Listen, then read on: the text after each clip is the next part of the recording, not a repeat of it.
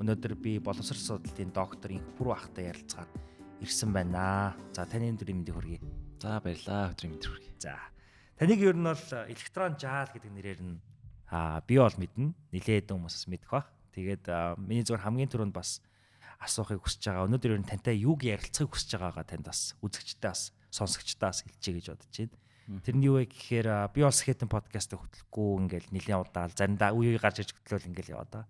Тэгээд яагаад үг гэхээр би нэгт нөө сэтгүүлчийн салбарт нэг 2 жил орчим ингээ ажиллажлаа. Тийм болохоор жоох ингээ яриа модон болоод факт чек хийх гээл бүх юм ингээд байдаг. Сонирхол хүртэл нөгөө Skeleton podcast-ийн эхний юм зорилгоод илүү юм жоохон амьдралын юм аяг талтай байсан. Гэхдээ одоо Skeleton гэж нэрлсэн шалтгаан бид нар нөгөө яг энэ боловсролын асуудлаас болсон бохгүй одоо миний хувьд те. Тэгэхээр Skeleton гэдэг бол ер нь бол нэг юм диплом авахыг хэлэхгүй юм байна. Уулна нэг юм хүрхцэг биш юм байна. Уулны явах зам юм байна. Нөгөө насан туршдаа суралцагч байхыг хэлж байгаа юм байна гэл ингээл тэгдэг шээ те. Тэр энэ ингээл явсаар байгаа л уулна ингээл улс орны баг юм бодлогын арт түмний сэтгэлгээний асуудал хүртэл байж болохоор ч юм шиг. Тэгэхээр электрон жаал ахыг ингээл анх одоо сонсож байхад бол амар багтаа сургууль төгссөн, амар багтаа их сургуульд орсон. Тэгээд хамгийн сонирхолтой нь таныг сургууль байгуулсан гэдгийг би яг 10 жилдээ байхдаа илүү мэдчихсэн санагдаад байгаа байхгүй юу? Яг таны электрон жаал гэдэг нэрийг та хаанаас яаж олж авав? Та түүхээ надад хуваалцаач.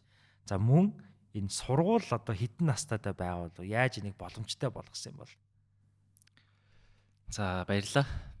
Ер нь бол яг одоо баг ийм одоо хэлбэртэй те ер нь бол одоо ганцаараа анх удаага баг подкастэнд орж байна. Тэгээд сонирхолтой санагдаж байна. За яагаад электрон жаал гэсэн бэ гэхээр яг манай 10 жилийн ангийн хүүхдүүд л очилсан л доо.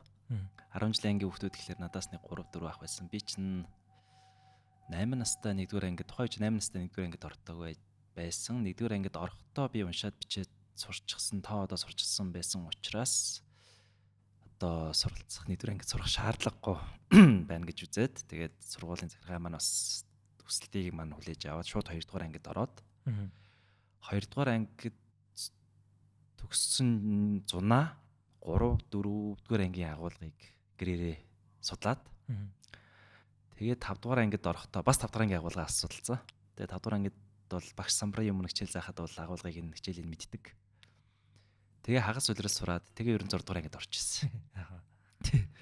Тэгээд эхлэр шингээд надаас нэг 3 насаар ах хүмүүстэй одоо хүүхдүүдтэй нэг ангид 6-р ангид ороод тэгээ 6-р ангид бүтэн суугаад 7-р ангид бас бүтэн суугаад ингээд ангийнхантайгаа одоо нэг миний одоо 10 жилийн дурсамж гэвэл одоо ерөөсөө энэ 2 жил хагасын л дурсамж ер нь бол их тод байдаг. Одоо тэр ангийн хүүхдүүдтэйгаа ер нь жоохон арай ойр гэх юм уу? Тийм дурсамж л одоо надад үлдсэн дээ. Тэгээ тэр ангийн хүүхдүүд маань ерөнхийдөө намайг за 1-р дугаасаа тухайн үед нэг Оросын одоо кино байдаг байсан. Электрон жаал гэдэг нэртэй кино. 2-дугаарт ангийн нөхөд маань юу гэж байдаг юм бэ гэхээр би нөгөө математикийн хичээл, байгаль ухааны хичээл дээр их одоо арай илүү одоо сонирхолтой тэгээд арай ангийнхандаа одоо тусдим болж явдаг. Нэг гэсэндээ хичээл заадаг гэсэн ангийнхандаа. Бас давхар шалгалт болоход төрүүлээд нэг гэсэндээ бодлогоо бодчиход ангийнхан руугаа шипи явуулдаг. Тэгээд 40 минутанд амжуулж штэ. Хамгийн сүүл өөрийнхөө даалгаврыг хийдэг. Тэгээд тийм утгаар нь ч тэр юм уу ингээд тийм хурдан тоо боддог те. Багш самбар дээр бодлого бич дууслаа гингүүтэл би шууд араас нь хариуг нь хэлдэг. Тэгэл ингээл энэ хурдан шаламгаа дээрэс нь одоо жаал те жоох хөвгт гэдгээр нь л электрон жаал гээл хочилдаг байсан. Тэгээд одоо энэ нэр ерөөсөө хоч бол одоо намайг 10 настайгаас хойш одоо ингээл би 35 хүрч байна. Одоо 25 жил тасралтгүй нэр явлаа. Тэгээд 12 настай байхдаа төгсөөд нэг мэдсэн чинь нэг гэрээрээ бас хичээл заадаг байсан. Тэгээд 12 настай байхдаа конкурсанд бас яг 10 настайгаас хойш конкурсанд ах эгч нар бэлддэг байж байгаа. 12 настай бас конкурсанд хүүхдүүд бэлдээд нэг мэд зөөр аргаар ингээд төгсгөр болсон. Тэгээд конкурсанд бэлдэжсэн нэг ах нэг эгчтэйгээ хамт конкурс өгөөд өгж үзье. Чинь та одоо яэш одоо тийм конкурс гэдэг чинь одоогийн элсдэр гэж шалгалт. Тэгээд тухайн үеийн сургууль дээр очиж шалгалтаа өгдөг байсан. Тэгээд би шинжилгээ технологийн сургуульд ягаад чи манай тэр нэг ах маань бэлдэжсэн ах маань шалгалт өгөх болоод тэгээд би их сургуульд орооч гэж бодоагүй байсан юм а яг тухайн үед. Зүгээр үгүй гэж үзээд бодоод 10 дугаар анги төгссөн. Тэг ер нь цаашд ер нь яг яах юм те мэдэхгүй. Тэр үед яг 10-аараа төгсөөд 10 дугаар ангид 10 жилийн л боловсралтай байсан. Тэгээд ер нь одоо тэгээ яг цаашд юу хийх вүлээ яах вүлээ гэд би ч нэг жоох хөвгт байгаа шүү дээ. Ээч ч бас тийм төсөөл бас байхгүй. Яг муйсаас урилга энэ төр бас байсан. Тэгэхдээ бас шууд орохгүй юу гэдэг бас тийм одоо эргэлзээтэй байжгаад тэгээд шинжилгээ ухааны технологийн сургуульд одоо тухайн үеийн 10 хэдэн мянган хүүхэд конкурс өгдөг. Тэгээд 1000 ордог ч байлоо 2000 ч болдог байлоо. Тэгээд ороод өгсөн. Тэгээд 35-т орсон байдгийг. Тий. Тэгээд тэнцчихгүй юу нэгсэн та тэр чинь. Тэгээд шууд хуваар мойр сонгох юм болоод тэгээд эрчим хүчний инженерийн сургуульд мэдхгүй ягаад чинь тухайн сургуулийн захирал нь шууд манай сургуульд ор гээл. Тэгээд шууд миний одоо аттестатыг авцсан. Өгөхгүй. Одоо шууд сургуульдаа сур гээд. Тэгэл шууд оюутан болцсон хүчээр. Тэгэл нэг би нэг саяхан өөрийнхөө пэйж дээр релизсэн. Тэр сургуулийн хаалга маань одоогийн шилэн байгаагүй. Модон байсан. Айгуу том модон хаалга. Тэгээд тэр чинь нэг юм давхар махварч хаалга малга гэж одоо байхгүй. Тухайн 2002 оны юм ярьж штэ. Тэгээд татах гад үнэхээр дийлээгүй. Уг нь би билдрийн хувьд уг гайгүй би ч бас сакс макс цоголждаг, саксын тэмцээнд орчдөг хүүхэд байсан. Тэгээд гэтээ ягаад ч юм дийлээгүй. Тийм тэгээд оюутан ах гэж нар 18 настай ах гэж нар хаалга цаанаас нь төлхөнгөөтл дундуур нь шаргалалаа ах оюутан болоод. Тэгээд 15 настай дунд юу суралцж байгаа хугацаанд сургууль байгуулах болсон. Тэр сургууль байгуулах тухайд бол гэрээрээ нэг их сургууль суралцахын хажуугаар гэрээрээ хичээл заагаал гэдэг байсан. Тэр чинь хоёр шилдэгтэй мэдээж тэгэл нөхрийн амжиргаанда дэм болно те. Тэр чинь бас нэгдүгээр хоёрдугаар бас хүүхдүүд бас нэлээд сайн нэг тийм зах зээл гэх юм уу да. Эрэлт нэлээд их байгаад байсан. Тэгээ тийм учраас одоо гэрээрээ хүүхдүүд хичээл зангаа их сургуультай сурдаг. Тэгээд тэр зааж байгаа хүүхдүүдийн үр дүн бол нэлээд сайн гараад тэгээд тухайн үед боловсрол шинжилгээ ухааны сайд захаан гээд сайд бүр ингээд юм тусгай баг гаргаад судалгааны баг гаргаад за энэ хүүхдээр ажилладаг. Ямар арга зүгээр яаж хүүхдүүд сайн сургаад байна гэдэг. Тэгээд нөгөө төсөл хэрэгжүүлээд тэгээд тэр төсөл нь болохоор нэлээд одоо сайн үр дүнтэй гараад за ер нь энэ хүүхэд байхдаа өөрөө юм сургалтын арга технологи өөрөө одоо нээж эзэмшээд тэрийгээ хүүхдүүд дээр бусад хүүхдүүд дээр одоо ашиглаад хэрэгжүүлээд тэр хүүхдүүд нь бас сайн сураад байна гэд үр дүн гараад тэгвэл сургуулийн хэмжээнд байгуулвал ер нь ямар байх юм гэдэг. Тэгээд тэр ер нь бол сургууль байгуулах санаа бол боловсролын яамнаас гараад тэгээ 2005 онд сургууль байгуулах 2004 оны асуудал яригдаад 2005 онд ер нь сургуулийн бэлтгэл ажил байгуулах ажил явуулж итэл би чинь инженерийн одоо ГТЭМС програм хангамжийн инженерээр суралцж ийсэн. Тэгээ би чинь одоо яг нэнүүг хэлэхэд бол ГТЭМС програм хангамжийн инженерээр суралцдаг би бол маш муу оюутан байсан. Яг тэгэхээр эхний 1-р курс 1-р семестртээ би чинь эрчим хүчний инженерийн сургуульд цахилгаан системийн автоматжуулалтын ангид 1 семестр сурчаад 2-р семестрээр ГТЭМС руу бадарч өгш урилга өгөөд би жилдсэн байхгүй юу. Тэгэхэд нөө програмчлалын хэл гэж ойлгохгүй мэдэхгүй компьютер гэж асааж нээж мэдэхгүй хөөхд тэгээд манай ангийнхаа оронгууд алгоритмын үндэсгээ хичээл үзсэн. Шууд 2-р семестртээ баг C хэлийг тэр үзээд эхэлчихсэн байсан. Миний хувьд л ерөөсөө тийм байхгүй. Мэдчихгүй. Алгоритм гэж одоо ямар одоо хичээл агуулга мэдэхгүй учраас тэгээд дараагийн курстээ үзээд ингээ хоцортой явцсан байсан. Гэтэ яг нөө нэг үндсэн нөө нэг одоо дээд боловсролч нөө нэг одоо юуны хичээлүүд гэж үздэг шүү дээ. Дээд математик те. Тэгээ түүх мөх гээл юм уу хичээлүүд. Яг тэр дээд мат энэ төр бол гайгүй үздэг. Яг мэрэгжлийн хичээлдээ жоохон тааруу бац. Тэгээд байж л одоо угаасаа нөө сургууль байгуулах боллоо, багш хэрэгтэй боллоо. Би л багш юм чаа угаасаа. Тэгээд за ерөөсөө одоо ингээд амьдралын шаардлагаар ч юм уу те. Ингээд эргэлт гарч ирээд за ерөөсөө багш болъё гэ. Тэгээд багшийн сургууль руу тийс сурч исэн кредитээ багшийн сургууль руу дүүцүүлээд тэгээд багш гэдэг мэрэгчлэр 1 жил суралцаа тэгээд төгссөн 2005 онд. Тэгээд шууд сургууль дээрээ 2005 оны 9 сарын 1 гэхэд одоо багшаар одоо ажиллаж эхэлсэн. Сургуулийнхаа захирал багшаар ажиллаж эхэлсэн. Тэгээд түүх нь бол тийм сургууль байсан. Жохоо их одоо ярьчлаа. Зүгээр. Гоё. Одоо ингээд эргээд ингээ харахад одоо ингээ таны ингээ төрөлхийн юм нэг ухаантай хүүхдээс юм уу гэдэг нэг яриа байгаа шүү дээ. Одоо нэг genius гэдэг шүү дээ. Тэр гоц ухаантай ингээд. Тэгээ та болохоор нөгөө сүүл дээр ил дээрээ хэлсэн байсан шүү дээ. Ингээд би бол гоц ухаантай да биш ээ. Би болохоор өдөр болгон хэдэн цаг үлээ 1 цаг үлээ 2 цаг хичээлээ яадаг байсан ингээд ярьцаас. Тэр юу нь яг миний бас тэрний нөгөө цаадах background story нартлын түүхнийг бас нөхөд байл л да одоо таны одоо гэр бүлийн хинчин ямар асар хамгаалагч юм уу те таныг илүү одоо энэ хичээлээ хийхэд төвлөрүүлж байв эсвэл ер нь таны гэр орон одоо энэ өсөж тойрнсон газар тэр боломжийг чинь олгов юу таныг энэ хичээлээ хийдэг хүүхэд болгоо тэгээд. Гэтэ би бол таны итгэхгүй л байгаа юм да гэдэг. Яг үнэхээр 1 цаг хичээлээ хийсний үр дүнд төгсөн нөө. Та бол бүр амралт баярын өдрөөр хийдэг байсан. Одоо юу гэх юм бэ одоо нэг амьдралын зол гэх юм уу эсвэл тохиол гэх юм уу шаардлага гэх юм уу те.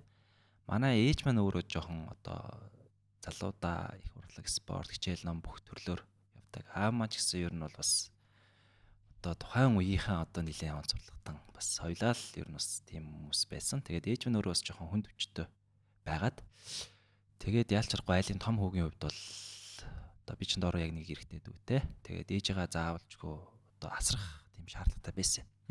Хүн заавал нэг хүн хажууд нь байж хэвээр. Тэгэхгүй бол бас болдоггүй. Тэгээд би чинь сургуульд тэгээд ерөнхийдөө бас сургуульд явах боломж бас гараагүй. Сайндаа ч нэг ангиалсаад яваад байсан юм бол бас биш. Ээжигээ гэрээрээ бас асрахын тулд харахын тулд миний асрахч гэж юу аах те. Хань болоод ер нь бол жоохон тийм харах. Одоо манай ээж ухаал давчдаг байсан.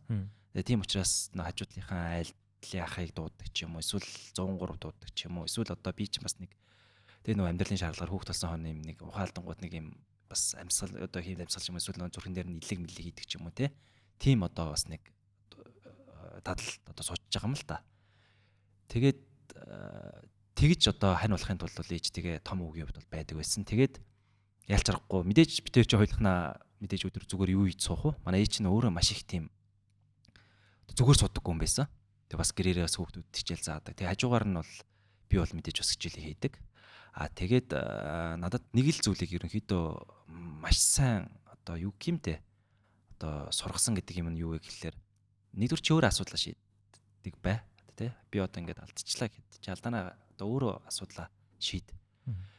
Би бүр ингээд сайн сандгийн сакс тоглож байгаад хүүхдээ зодолдоод гэртээ ороод ирээд тэгээ би ингээд хүүхдээ зодолдоо бодлоо ингээд хамраас цусмус гараал те. Тэгэл орж ихэд надаас бараг те зодсон уу бараг чи яах ч хүүхдээ зодолж байгаа гэж асуухчгүй.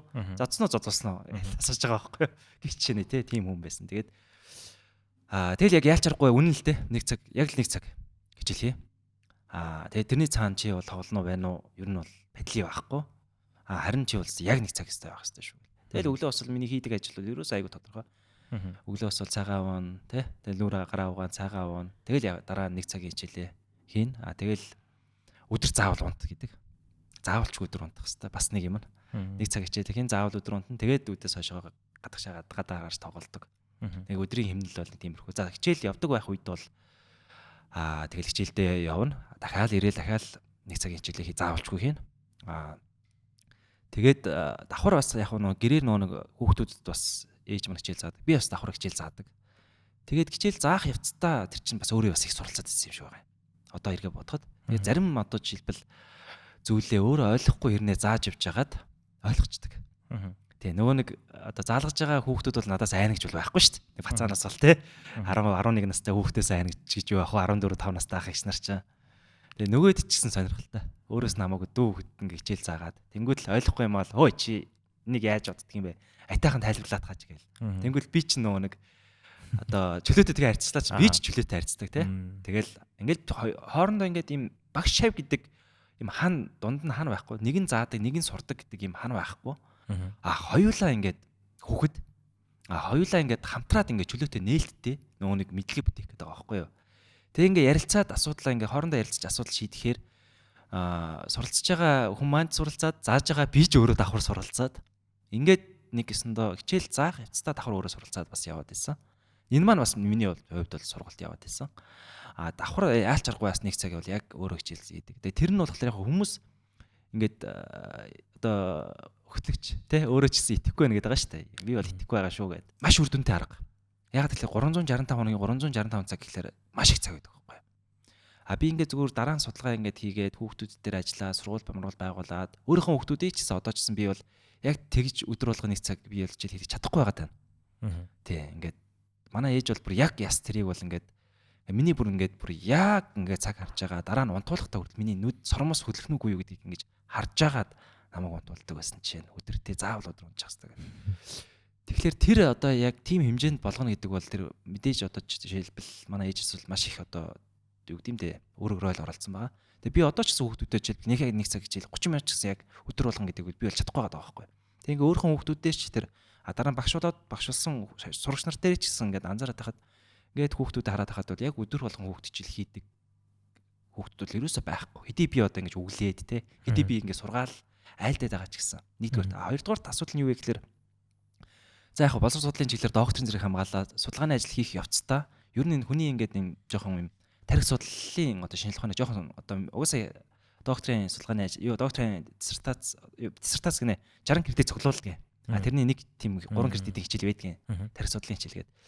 Тэгээ тэрэн дээр угаасаа хүний neuroscience буюу одоо энэ мэдрэлийн эдсүүд чинь ингээд байнгын ингэж нөхөж сэргийгдэж явдаг юм байна л да. Одоо ингээд мэдээлэл одоо орчноос мэдээлэл аваал те боловсруулалт хийгээл дүн шинжилгээ хийгээл хэрэгтэй хэрэггүйг нь ангилаал те.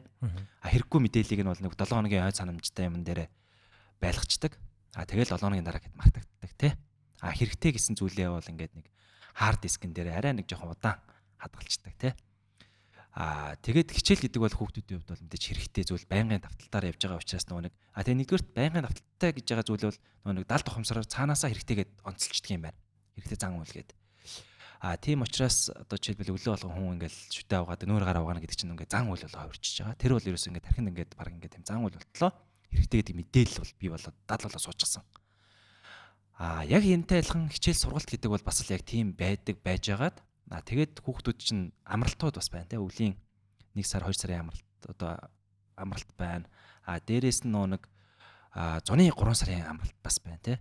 Жишээлбэл хүүхдүүд чинь 106 сар өнгөрлөө гэлээ бөөм баяраа гэж хичээлээ тусгаал тэгэл баг одоо цуслан байна уу лагар байна уу те хөдөө байна уу явцдаг.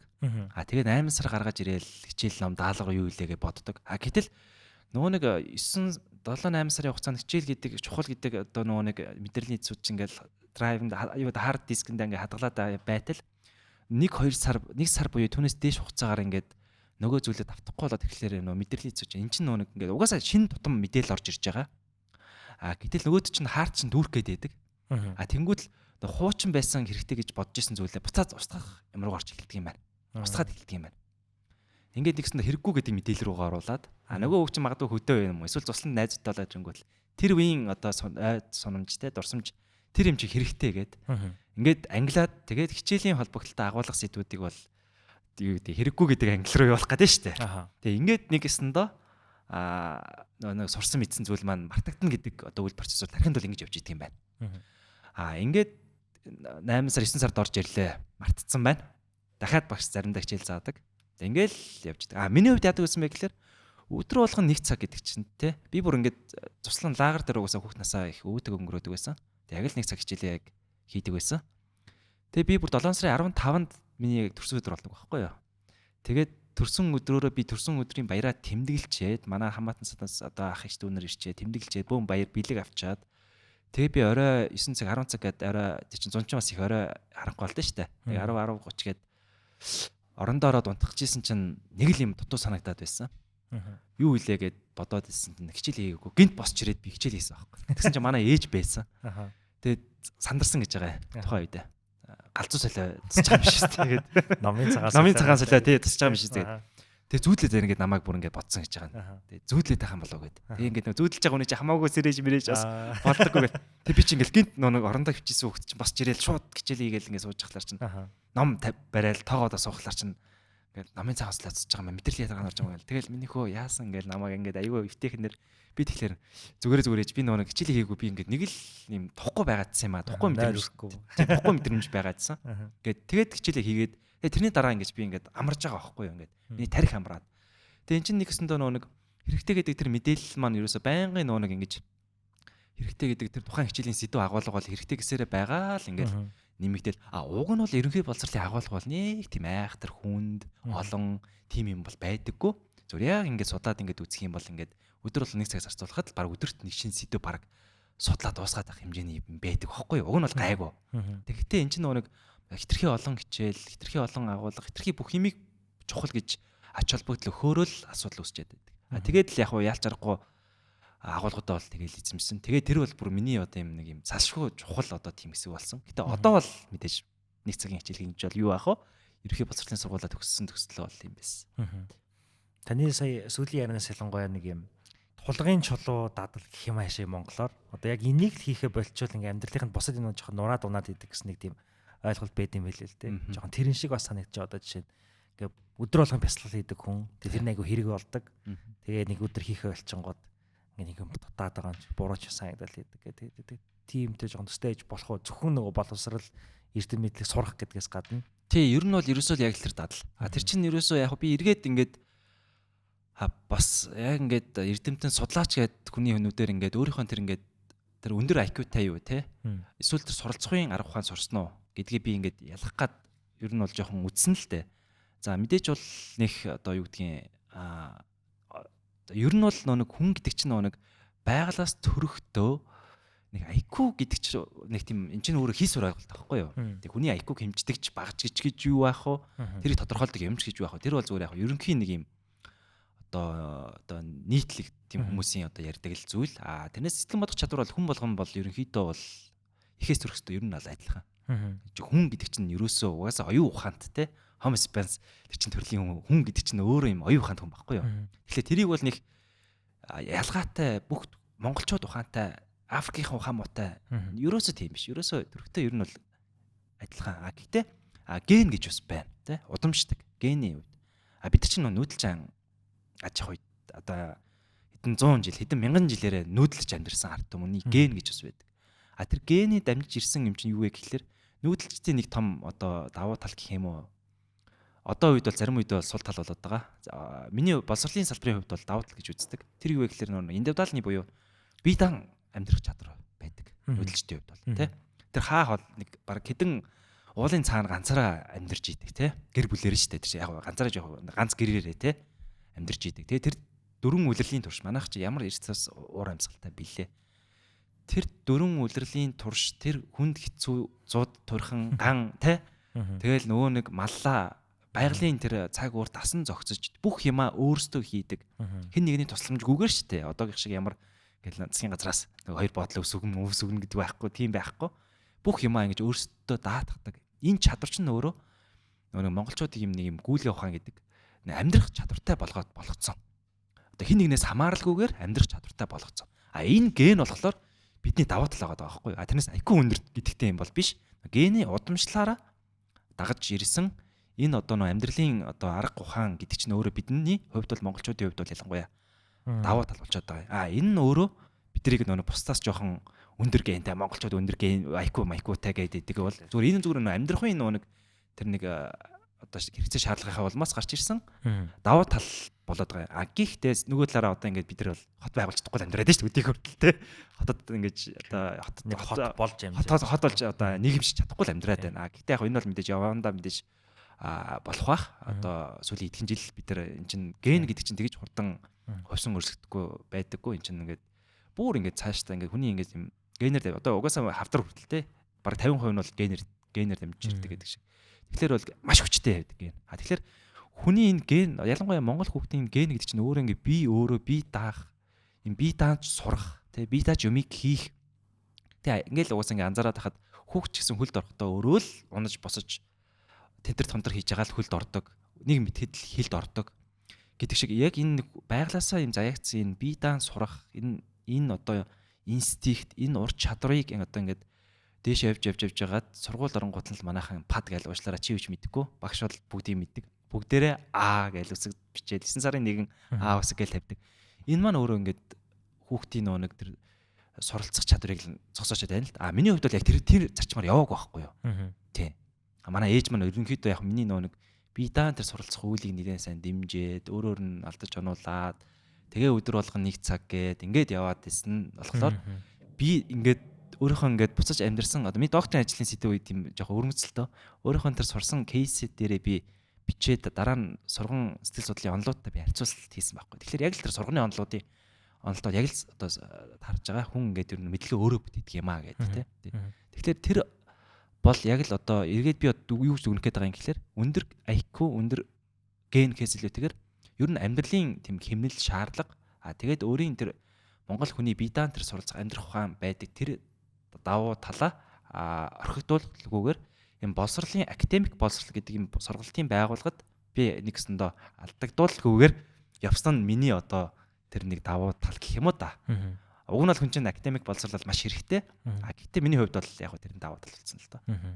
яг таны төгөө ингээд сонсонгоо та нэг санаатайгаар одоо сургуулаас ч юм уу багш нараас хол байгаад байгаа юм байгаагүй амьдралын шаардлагаар. Гэхдээ энэ процессоос өөрөө одоо нэг төрлийн та өөрөө туршилт болцсон байна шүү дээ. Нэг тэгж мэдрэмж надад бол төрж байна. Тий, туршилт тэгээ кейс одоо тохиолдол тий одоо монголоор ярих юм бол тохиолдол тий нэгэн зүйл тохиолдол юм да. Тэгээд ийм зүйл тохиолдол юу вэ гэхэлэр одоо яг би өөрөө боловсролын салбарт ажиллаж байгаа. Тэгээд ялангуяа нөр багш тэгээд дээрээс нь судлаач хүний хувьд одоо ингээ байнга л ярих гэдэг. Тэгэхээр энэ бол тийм тэгэж дараа нь нэг манай багш маань доктор өдөрсөн багш маань би бас яг хүн болгоно л те нэг гадагшаа татгшаа сургуульд явчих гэдэг бас мөрөөдөл бас цаад гүнд бол байсан. Тэгээд би ч 16 настай байхдаа бас Японы сургууль руу Япон руу сургуулийн бас юм урилга яриад явах гэсэн чинь Япон чинь заавалч 12 жил сурсан байх хэрэгтэй гэдэг. Би 16 настай магистр боловсрол судлалын чиглэлээр магистр хамгаалсан байгаад байдаг. Тэгсэн чинь Японы ахлах ангийн чамаа бүр за яг чамаа гэж харж үзээд Японы ахлах сургуулийн ахлах ангид л оруулъя тэ чамаа гэж харж тэрнээс Японд ийм тохиолдол байхгүй шүү. Тэ 12 дугаар ангид Японы ахлах сургуулийн одоо 3 дугаар анги юм байна л да. Одоо тэр ангид оруулъя чамаа бүр ингээ 1 жил баг 2 жил баг алгасуулж шүү баг Японд бол ийм тохиолдол байхгүй. Чам зориулж гээд би чинь юу вэ те их сургуулаад 10 жилээ байдгаа их сургуулаад төгссөн магистр хамгаалсан байгаа шүү дээ. Гэтэл тэр чинь дахиад чичээд Японд очиж 10 жил сурна гэж бас юу яасан. Ингээл би чинь тэгээд тухайн үедээ болсон.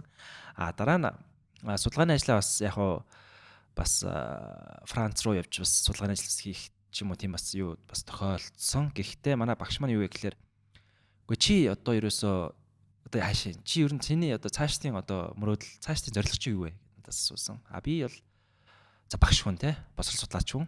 За тавилан маань те түрний кейс гэдэг те тохиолдол маань ингээд төрсэн юм байна, ийм болцсон юм байна. Би бол уг нь бол яг программист болох тийм бас зорилготойгоор сурж исэн. Гэхдээ бас амьдралын шаардлагаар багш болсон, сургуулаа байгуулсан. Тэгээд одоо тэрнийхээ дагуу одоо тэрэндээ өөрөө бас дурлсан те. Одоо хичээл заах хүүхдүүдийн тэр нүд сэргэх те нүд ямар нүдтэй хүүхд орж ирээд хичээл заагаад өөртөө ихтэй болсны дараа тэр хүүхдийн нүд яаж өөрчлөгдөж байгаа би өөрөө харсан. Тэрнээс би өөрөө одоо инспекшн өөрөө уран зориг авдаг болсон. Тэгээ энэ мэрэгчлэлтэд оруулсан. Тэгээ дараагаар нь хичээл заахаас бас илүү судалгааны ажил бас хийх бас их сонирхолтой санагдсан гэд. Би бол Монгол улсын боловсролын системийг л одоо нэгсэндөө дэлхийд гаргана. Дэлхийн хэмжээнд болгоно гэдэг том амбиц бол байдгаа гэж хэлсэн багш та. Гэсэн тэгвэл чи гадагшаа сургууль сурах шаардлагагүй. Чи сурах гэсэн юм шиг чи өөрөө сурцсан байна. Чиний тэр нэг хүүхэд наснд болсон бүх зүйл чинь чи ямар ч одоо их сургуулийн гадаад те гадаадын томоохон ихтэй сургуульд ийм кейс тохиолдол байхгүй. Тийм учраас энийг хаанаас хинч чам зааж өгөх тийм боломж байхгүй. Чи аяанда өөрөө чи ингээд эндээсээ сурцсан. Чи магадгүй яг нэг улс руу очиж сурна. Яг гоё сайхан соёл те гоё сайхан уламжлалыг мэдээд тэгээ манайхан чинь нэг 10 сар буюу түүнээс дээш болохоор ер нь тухайн улсынхаа нэг бас нэг юмыг л ярьчих гад байдаг хүн болдгийн гинэ. Ер нь бол харьцуулах гад байдаг. Тэгэхээр бид нар гэдэг нь ер нь хүн нөөсөөс л Монголч ер нь хүмүүс ер нь бол яг хүмүүс ер нь бол нэг те 10 сар буюу түүнээс дээш байгаа. Манай багш маань өөрөө яг Чаданбаа гэдэг академич хүн. Өөрөө яг одоо цөмийн физикээр бол Оросд доктор хамгаалсан одоо мундаг эрдэмтэн хүн л те. Тэгээд өөрөө эргээд бодоход бол одоо чам зөвлөхөд бол хэрэггүй гэж надад хэлж байсан. Тэгээд би за те уг нь надад ядч нэг CV нөгөө хэрэгтэй юм та гэдэг. Нэг гадаадд нэг сургуулийн нэг мастер ч юм уу те нэг юм CV бас хэрэгтэй. Яг тухайн 20 настай залуугийн л бодлоо.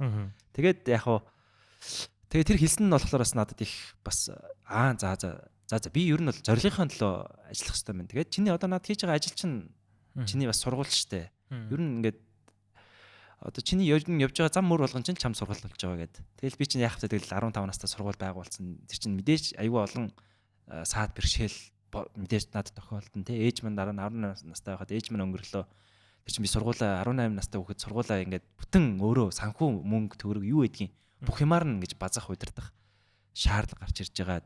Хууль эрх зүйн хүрээнд ямар асуудал гарах вэ тий. Шүүхтэр хүртэл очиж ийлээ. Сургуулаа хүртэл хаалгаж ийлээ. Буцаа шүүхтэр очиод ав залдаал ялж ийлээ. Би өмгөөлөгчгүй өөрөө орж ийлээ тий. Өөрөө тэр хууль судалж ийлээ. Бүр хуульчийн хэмжээнд баг хууль судалж ийлээ гэдэг. Ингээд эргээд бодоход унаж болсон бүх тохиолдлууд маань ингээ өөрөө надад ингээд хичээл болоод сургалт болоод өөр хин нэгнээс би ингээд энийг яадаг юм бэ гэхээр тэр хүн надад тохиолж исэн юм байхгүй өөр наснд нь тийм байхгүй учраас энэ асуудлаа ерөнхийдөө өөрөө шийдэгдэг. Тэгээд ч гэсэн багасаа өөрөө ер нь асуудлаа шийдээд явцсан тэр арга зүгээрээ хууль их судалсан, хууль их сонирхолтой байсан. Тэгээд тэр хуулийн зүйл заалт гаргалгаа ялангуяа тэр хуулийн дээрх үгнүүд маш их чухал байсан. Тэнгүүтлээ би ч өөрөө судлаач сонирхолтой байсан хүн чинь үг хөөж нэг хэсэг үтсэн монгол хэлний үгийн одоо ялангуяа үйл үгний тэр үндэс язгуур энэ үгний цаана ийм утга оршдог гэдэг бүр яа цэвлэгэн төлийг бол би бүр нэлээд сайн ер нь уншсан шүү. Бараг одоо сонь монгол үг үгнүүд бол их байдаг юм байлээ. Ялангуяа үйл үг бол их чухал байдаг юм байлээ. Тэгээд тийм юм дээр би бүр нийслэлийн засаг даргаыг 2000 он тийм ээ. Нийслэлийн засаг даргаыг хуулийн зөвлөлттэй нь бүр ялсан юм. Би бүр давцаал шатны шүүхтэр ялаад гарч ирж ирсэн. Би өөртөө өмгөөлөгч одоо хийгээд тий хууль зүйн засаагүйгээр өөрөө бүр хууль зүйл заалтыг ингэж тайлбарлаж хэлээд тэгээ ялсан. Ингээ эргээд бодоход ингээд энэ бүх зүйл дээр ерөнхийдөө яг дандаа өөрөө ингээ явцсан. Тэгээд алдсан, онсон туршлагууд бол зөндөө байсан. Тэгээд одоо эргээд бодоход тэгэл манай тэр багшийн хэлсэн ээж маань тэр суур тавьсан те тэр ингээд яагаад бас ингээд бас тодорхой хэмжээнд бас жоохон яаруулсан те яагаад ингээд юмыг дандаа ингээд одоо алдах тэр боломжийг надад бас их олгож исэн. Тэр алдаанаас яаж суралцах тэр арга замыг өөрөө илэрхийлэх тэр арга ухааныг бас нэлээд сайн чиглүүлдэг байсан. Ингээд гих мэтчлээ ингээд энэ болгоно ингээд бэлтгэлтэй болгоно л нөгөө нэг амьдрал бэлтэх те юм л байсан л юм байлээ. Тэгээд ер нь дараа нь одоо ингээд би чинь ингээд нэг 35-наас одоо энэ жил хурж जैन одоо нэг өөрөө бас үрхийн тэргүүн боллоод ингээд нэг энэ насн дээр ирээд одоо тэг эргээд бодоход тэгээд харахад бол их л тийм одоо амьдралын одоо хөтөлбөр гэхээс илүүтэйгээр тухайн үеийн кейсүүд дээр яаж одоо маневр хийж өөрийгөө авч явах уу тэр амьдрах ухаанд маш сайн бэлдсэн байна л гэж ойлгосон. Тэгээд ер нь одоо ч гэсэн хүүхдүүдэд тэр сургуульдаач тэр ер нь бол боловсрал гэдэг бол ерөөсөө насан туршдаа биедээ суралцах арга ухаантай байх хэвээр тэр нь өөрөө амьдралд нь хэрэг болдог. Нэгсэндээ амьдрахын ухаанд суралцах юм байна гэдгийг би одоо томьёолж эхлээд байгаа. Тий. Сүүлд өмнө нь бол би тантай хэд удаа уулзаал ингээ ярилцж явах танаас авсан нэг юм ойлголт нь за Монгол хүмүүсийн бол ерөнхийдөө бол одоо нөгөө эргцүүлэн бодох гэ та одоо хоёлаа ярьж эхлэхээс өмнө нөгөө critical thinking гэдэг үгийг хэлжсэн те. Тэгэхээр ер нь бол одоо энэ монголчуудын одоо нөгөө эргцүүлэн бодох, шүүмжил сэтгэлгээ энэ зүйлүүдийг ингээд илүү сайжруулахад болоод одоо өөрийнхөө хүүхдийг ч юм уу те илүү сайжруулахын тулд ер нь өгүүлбэртэй бодлого айгуу чухал гэж та надад хэлж санагдаад байна. Тэгэхээр энэ зөв үү гэдэг нэг факт чек байгаад байгаа. Тэгээд хэрвээ тийм бол ер нь яагаад одоо энэ өгүүлбэртэй бодлого бодох тэгээд шүүмжил сэтгэлгээ хоёр нь уялдаад байгаа. Тэгээд зурс бас нэг айгуу сонирхоод байгаа юм нь та одоо сураад цэг юм байна гэдэг платформ тий. Тэр ер нь одоо энэ өгүүлбэртэй бодлоготой холбогдож байгаа юу? Яаж холбогдож байгаа вэ? За сураад цэг юм гэдэг бол энэ хүүхдийн математикийн биедээ суралцах платформ байгаа. Энэ бол ерөөсөө яг л миний сурсан арга технологийн дагуу алгоритмын миний туулж өнгөрүүлсэн амьдралын алгоритмын дагуу хийгдсэн програм хангамжаар хийгдсэн machine learning хийсэн. Тий, machine learning тий миний амьдралаас миний датан дээр machine learning хийгээд одоо deep learning хийгээд тэгээд бүтээгдсэн одоо систем байгаа. Одоо 16-оноос би өөрөө хөгжүүлэлтийг хийгээд 17 оноос бол ерөнхийдөө бета хэлбэр гараад тэгээд 19 оноос бол яг сургууль дээрээ туршаад сургуулиуд дээр хэрэгжүүлээд сүүлийн 2-3 жил боловсролын хамтаа хамтраад нэлээд бас амжилттай хэрэгжүүлээд явж байгаа. Тэгээд ялангуяа математикийн багш нарт бол нэлээд багш нарын ажлыг бол хөнгөвчлөх. Хүүхдүүдэд нэг жоохон өөрөө хичээгээд нэг суучтай хүүхдүүд байдэн штэ. Жоохон дэмжлэг байх хэрэгтэй. Тэрэнд хүүхдүүд зориулсан бол систем байгаа. Тэгээд өөрөөгөө удирдаад өөртөө багшлах гэдэг бүр үгтэй. Тэгээ өөртөө багшлаа. Сураад юм нь өөртөө багшил гэдэг. Тэгээд ерөнхийдөө анх оронгууд нь төвшингийг онцлоод энэ хүүхд ямар систем ямар одоо эмч одоо нэг хүнээ оншилж байж нэг эмчж өгдөн штэ. Тэр шиг манай систем маань өөрөө онцлоод тэгээд хаана ямар одоо юун дээр алдаа дутагдал байна вэ? Тэндээс эхлэх гэдэг тэр чиглэлийг гаргаж өгдөг. Тэгээд тэр төлөвлөгөөг нь бас бэлдэж өгдөг. Тэгээд өдөр болгоны хийх норматив буюу нэг цагийн буюу тэр дасгал даалгаврын дундаж нормативыг гаргаж өгдөг. Тэгээ алдах хэрэгтэй. Одоо хүүхдүүд ч нэг алдах кейс их айдаг болчдөг юм байна. Одоо юу гэдэг юм бэ? Нэг жоохон алдаа хийж гаргачлаа гэх юм бол багш нар маань ингээл нэг улаан балаар буруу гээл тавьчихдаг ч юм уу те. Тэнгүүл эсвэл муу дуун тавьчихдаг. Уг нь бол энэ ерөнхий боловсрол сургаал сурч байгаа хүүхдүүд маш их алдах уг нь ёстой байхгүй юу? Тэгжиж алдаараас юм хийхээс айдаг болох ёстой байхгүй юу? Тэгээд алдаа гаргалаа. Харин алдаанаас яаж зөв рүү явах ёстой вэ гэдэг. Миний өмнө ярьжсэн те түрүүхэн ярьжсэн. Тэр ингээд бас алгоритм бас манай систем дээр байдаг. Хэрвээ алдах юм бол 3 дараалж алдах юм бол одоо буцаад Одоо тэр алдсантай холбоотой дасгал даалгавар автоматар ухардаг. Тим систем. Нэгс нь алдаанаас буцаа суралцах тим боломжийг олгодог. Алгоритм ийм систем байгаа. Тэгээд маш амжилттай ер нь бол явж байгаа. Өөр хаанч дэлхий дээр хаанч яг манайх шиг ийм онлайн цахим ийм алгоритмтай систем дэлхийн хааж байхгүй. Би бүр бардам хэлж чадна. Тий. За ийм сураад гэдэг юм нэгэд энэ системийг бол яг сүүлийн хэдэн жил бол маш сайн нухаж одоо өөрөө гардаж гүйцэтгэж бол нэлээд сайн ажилласан. Тэгээд би бол хүн болгонд очиж мэдээж багшлаад байхгүй. Тэхийн тулд одоо энэ чинь юуны төлөө 21-р зуун блэ мэдээлэл технологийн зуун учраас энэ цахим платформ системийг бол яг эхний удаадаа математик хичээл дээр хийсэн. Явандаа бол яг англи хэл, монгол хэл гэдээ явуулах санаа бол байна. Гэтэ бас их ажил орох юм байлээ. За үүнтэй уялдуулаад түрүүний өгүүлбэртэй бодлого гэсэн. Тэгээд намайг баг байхад би ерөнхийдөө ингээд уншиж сураад бүтэн үгээр уншиж ерөн сурсан ер нь ингээд үгээр уншиж сураад тэгээд үлгэр их унших дуртай ч яг ээж маань үлгэр их уншуулдаг байсан. Тэгээд үлгэр их уншаад тэг өөрөө их төсөөлөн боддог. Ингээд тэг үлгэрийн ингээд тэр чинь үлгэр чи фантаз байдэн штэ. Нилээн фантазтай байдаг те. Гэхдээ тэрийг амьдрал дээр байвал ер нь ямар байдг юм бол таа гээл. Тэгэл үлгэр их уншаал. Тэгэл тэрэн дээрээ ингээл дүгнэлт хийгээл үлгэр дээр дүгнэлт хийгээл. Хүн зааж өгч болдоггүй байхгүй өгүүлбэр толгойг. Одоо манай багангийн багш нар ч гэсэн ер нь эцэгчүүд ч гэсэн одоо сонсож байгаа эцэгчүүд ч гэсэн мэдэндээ ер нь бол хүүхдтэй өгүүлбэртэй бодлогыг зааж өгч болдоггүй. Тайлбарлаж өгч болдог. Энэ бодлогыг чинь ингэж бодноо, ингээд бодноо гэд тайлбарлаад хэлэх юм бол хүүхэд ойлгодог байхгүй юу? Гэхдээ дахиад жоохон өөр төлөв бодлого гарч ирчихвэл дахиад заалах гэдэг. Бодож чаддгүй. Зөвхөн ойлголтын түвшинд авчдаг. Өгүүлбэртэй бодлогыг хүүхэд заавалчгүй бие дааж өөрөө бодож сурдаг байхгүй юу? Ер нь бол ганц одоо энэ юу вэ штэ нэгсэндээ өгүүлбэртэй бодлого яг юм ер нь бол ийм өгүүлбэртэй бодлого гэдэг чинь бол нэг өгүүлбэр байна. Тэгээ тэрний цаана асуулт байна штэ тий. Тэгэхээр энэгээр би юу гэж хэлэх гээд байгаа юм гэхээр баг боловс сурлалын хамгийн чухал одоо эзэмшсэн гэдэг илрэл бол ерөөсөө л өгүүлбэртэй бодлого сурах. Энд дээр чинь нэг Монголны буюу их хэлний агуулга орчиж байгаа. Дээр нь математикийн агуулга орчиж байгаа. Тэгээд эн чинь нэг яагаад би их хэл монгол хэл үг чухал вэ гэхэлэр тэр нэг өгүүлбэртэй бодлого чинь өгүүлбэрийн бүтэц байна те. Өгүүлбэрийн бүтэц дотроо за энгийн нийлмэл өгүүлбэр байх уу эсвэл хавсарсан нийлмэл өгүүлбэр байх уу те. За энгийн нийлмэл өгүүлбэртэй бодлого бол мэдээж бол эхнээсээ ингээд өгүүлбэрээ уншаад те. Тэд дахин их гэвэл үржүүлэх юм байна. Тэдээр илүү гэвэл нэмэх юм байна гэдэг ч юм уу ингээд бодчихдаг. Хавсарсан нийлмэл өгүүлбэртэй болгоод орох юм бол нэлээд бас логик шаарддаг. Өгүүлбэрээ бүрэн гүйцэд уншиж ойлгох чадвар шаарддаг. Одоо яадаг вэ гэхээр за та нар үед яадаг байсан юм. Одоо үед ч гэсэн ялгаа ахгүй л те. Миний үед ч гэсэн нэг минутын уншлага гэж байдаг гэсэн те. 1 минутанд хэдэн үг унших вэ гэдэг.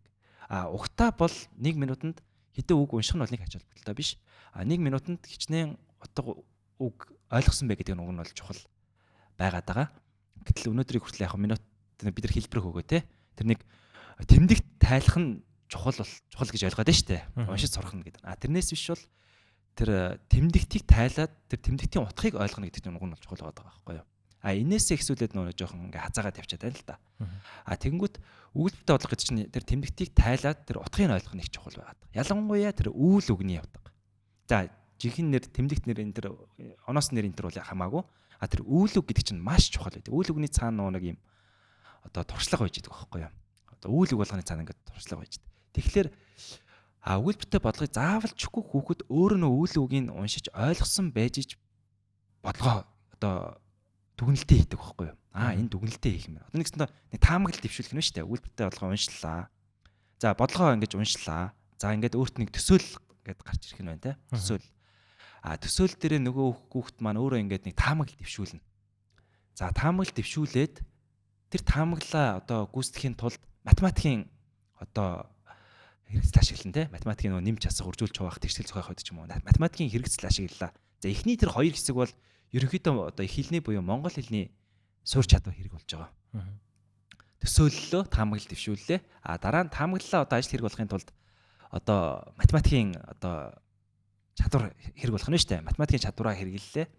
За тэгээд тэр нэг тэгшэл зохиох байдаг юм уу? Нөгөө нэг математикийн нэмж хасах, үржүүлэх баха үйлдэлээ дөрвөн аргын үйлдэлээ хийсний дараагаар хариулт гарлаа. Бодлого гэдэг чинь өөрөө юу вэ гэхэлэр нэг л хариулттай байдаг. Нэг хариулт нь л зөв байдаг.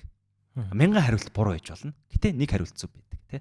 Тэгээд хүүхэд бодлогоо бодож дуусны дараагаар тэр хариулт зөв байна уу буруу байна уу гэдэг нь бол өөрийнх нь тэр төсөөлөлт таамаглаас шалтгаалаад 3 дугаарт математикийн бодол механик алдаан дээр гарсан байна гэдгээс шалтгаалаад хариугаа гаргаж байгаа гэсэн. Ингээд энэ зөв хариу гаргасан хүүхд бол төсөөлөн зөв байсан байна, таамаглаа зөв тишүүлсэн байна. Математикийн юун дээр алдаа гаргаагүй байна. Энэ бол одоо нэгсэндөө ингээ өөртөө нэг ингэж юм альва нэгэн асуудлыг тулгарлаа, саад бэрхшээл асуулт тулгарлаа гэхэд эхлээд төсөөлөл төвшүүлээд дараа нь тэрнийгаа нэг төсөөллөө даван туулах нэг одоо зорилт байх нь ш таамаглалт гэдэг юм аа тий. Тэгээд дараагаар нэг арга хэлбэрээ сонгоод тэгээд хариултаа гаргаж байгаа. Гэж байгаа энэ одоо нэг математикийн зөвхөн зүгээр энэ нэг энгийн өгүүлбэртэй бодлогыг бодно гэдэг чинь өөрөө амьдралд бас бэлтгэж байна л гэж ойлгоод байгаа. Өгүүлбэртэй бодлогыг хинч яаж тайлбарлаад гойд заагаад хүүхэд хэрвээ ойлгодог. Гэхдээ дараагийн бодлогыг өөрөө боддог. Би дагаад өгүүлбэртэй хүүхэд бодлогоо бодож чадах юм бол окей. Энэ хүүхэд бол цаашаа суралцахад бэлтгэсэн байна л гэж би ойлгоод. Тэгээ тийм учраас өгүүлбэртэй бодлого бол маш чухал. Тэр өгүүлбэртэй бодлого бодохын цаана миний түрүүний хэлсэн нэг үг буюу ялангуяа үйл үг бол маш чухал байдаг. Тэгээд ном сайн уншдаг. Яагаад ном уншгээл бид нар ингээл хүмүүст ингээл хэлдэг штэ. Ном сайн унш. Тэгэд яагаад гэдгийг хэлдэггүй юм байна. Тэр чинь ном болгон жишээлбэл одоо чухал биш аахгүй юу? Гэтэл миний хувьд болохоор яаж ном уншдаг байсан бэ гэхээр асуулт тавьж ном уншдаг байсан. Ээж маань гэсэн. Чи энэ асуултанд хариулахын тулд наад номноос энэ асуултанд хариулах одоо зүйлээ олж иргээд. Тэхийн тулд би ном уншдаг. Нөгөө нэг хэд хэдэн асуулттай. Энэ 5 асуултанд хариулахын тулд нэг 60 хуудастай ном унших нь шүү дээ. Тэгэх юм бол би нөгөө номнуудаа гүйлгээ уншдаг. Тэгээ гол нэг яг асуулттай холбоотой өгнүүдээ түүхний хайх нь шүү дээ. Номноос. Тэгээд 5 асуултанд хариулахад би тэр номыг нэгсэндээ бүрэн дүүрэн баг ингээд ойлгочдөг байсан. Тэгээ зоригтой уншдаг байх нь шүү дээ. Тэрнээс зүгээр хүүхдүүд ном унш гэдэг байхгүйгээр илүү нэг зоригтой уялдуулж унших юм бол хүүхд нэг илүү тийм илүү практик шин чанартай зоригтойгоор унших юм бол илүү өөрт нь үлддэг. Тэгээд ном уншихын даваа тал нь юу гэхээр нөгөө л нэг төсөөлөл. Нөгөө нэг тэр зохиогчийн хэлэх гээд байгаа төсөөллийг өөр дөрөө буулгаад тэгээд нэг таамаглал дэвшүүлээд тэгээд нэг бодолтоо хийгээд хариултаа гаргадаг ч юм уу. Энэ нөгөө бодлогын дарааллыг л би өөрөө ойлгоод. Би бас заримдаа яг зүгээр сонирхолтой кино үйдэн штэ тий кино минон дээр өөрөө би бодцдог байхгүй. Кино ингээл үйл явдал ялангуяа би нэг юм триллер төрлийн кинонд солонгосын тийм триллер төрлийн кинонд их дуртай. Тийм нууцлаг тий. Энэ гэмт хэрэгтэн нэр нь яг хэн бол гэдэг тийм өөрөө яг мөрдөгчийн дүрд ороод боддог. Тэнгүүл би бас яг тэгдэг байхгүй. Кино эхэллээ ингээл одоо нэг юм гэмт хэрэг гарлаа. Тэгээд дараагаар нь хэн гэмт хэрэгтэн байх вэ гээл тий. Тэнгүүл би шууд ингээл дотор төсөөллөө хийгээл яг л нөгөө төрнийх шиг төсөөллөө хийлээ, таамаглаад ившүүллээ. За би хэрвээ одоо ингэ байсан бол юуг би дотоо орхицсан байна гэл нөгөө нэг ингээл юм. Бараг ингээд тэр нэг киноны энэ дүрсийн бараг болом тухай болгоныг хэлсэн үг болгоныг нь би ингээд маш анхааралтай би сонсоод энэ үгний цаана энэ яг ямар юу оршиж байгаа бол үйл явдал ямар нууц оршиж байгаа бол гэж үздэг. Тэгж үзэх хоббитой. Тэгээд дараагаар нь хэрвээ миний сэжиглсэн тэр хүн гэмт хэрэгтэн байх юм бол би өөрөө амар хаппи үздэг байхгүй юу? Яста үнэхээр энэ киног би бол баг уншчихлаа гэдэг. Хэрвээ миний сэжиглсэн хүн гэмт хэрэгтэн биш өөр хүн гэмт хэрэгтэн байх юм бол тэр одоо зохиолч найруулагч бол амар зөвхөн кино байсан байна гэж боддог ч юм уу тий. Ингээд ингэж үздэг жишээ. Тэгтээ энэ болгон ингээд зүгээр яг нэг бага наснаас ингээд ном уншаад ч юм уу эсвэл өгүүлбэртэй бодлого бодоод сурцсан л дадал хөвшил одоо хүртэл ингээд яг амьдралд яг зөв кинон төр хүртэл ядчихл ингэж одоо над дээр одоо хэрэгжүүлээ явдаг ч юм уу да. Одоо нөгөө 10 сараас дээш гадаад дэвэл яг тэр улсынхаа хүн болох гээд идэг гэд та нэг хэлсэн шүү дээ. Одоо би ингээ өөрийгөө бодвол би нөгөө Америкт 8 жил хэвцээ байхгүй юу. Тэгээд ер нь бол одоо манай найзууд майзнаа чи юм уу Америк битгий Америк яриад гэдэг. Гэхдээ ингээд зарим зүйл үнэхээр яг Монголд ингээд дутагдаад байгаа юм шиг нэг юм санагдаад байдаг байхгүй юу. Жишээ нь одоо би Америк сурсанд амар баярладаг нэг юм нь одоо коллежд ингээ оронгууд нөгөө liberal arts гэдэг нэг юм ба штэ тий. Тэгэнгүүт чи одоо ингээ амар олон хичээлийн сонголттой надаа. Би өмнө нь хизээч тийм сонголтуудын өмнө одоо ингэж зогсож үзээгүй санагдаад байгаа байхгүй. Тэгэл одоо рок хөгжим судлал, хипхоп хөгжим судлал, йогийн хичээл одоо юу усан сэлэлч юм. Энд чинь өөрөө их сургууль нь ингээ хичээл олгоод ингээд надаа кредит өгөө. Би одоо усан сэл сурсныхаа төлөө яг бид бол мэдээж хөтөлбөрөөр төлж байгаа тий. Гэхдээ бас кредит авах гэдэг нь шүү дээ. Айгүй сонин ингээд тэгтээ ингээд за liberal arts амар чухал юм байна гэдгээ яаж тайлбарлаад энэ хэрвэрсөө юм олон одоо өөр юмнуудыг ингээд сурахаар чи бол юм critical thinker буюу одоо нөгөө шүүмжлэл сэтгэлгээтэй эргцүүлэн бодох чадвартай хүн болно гэл те.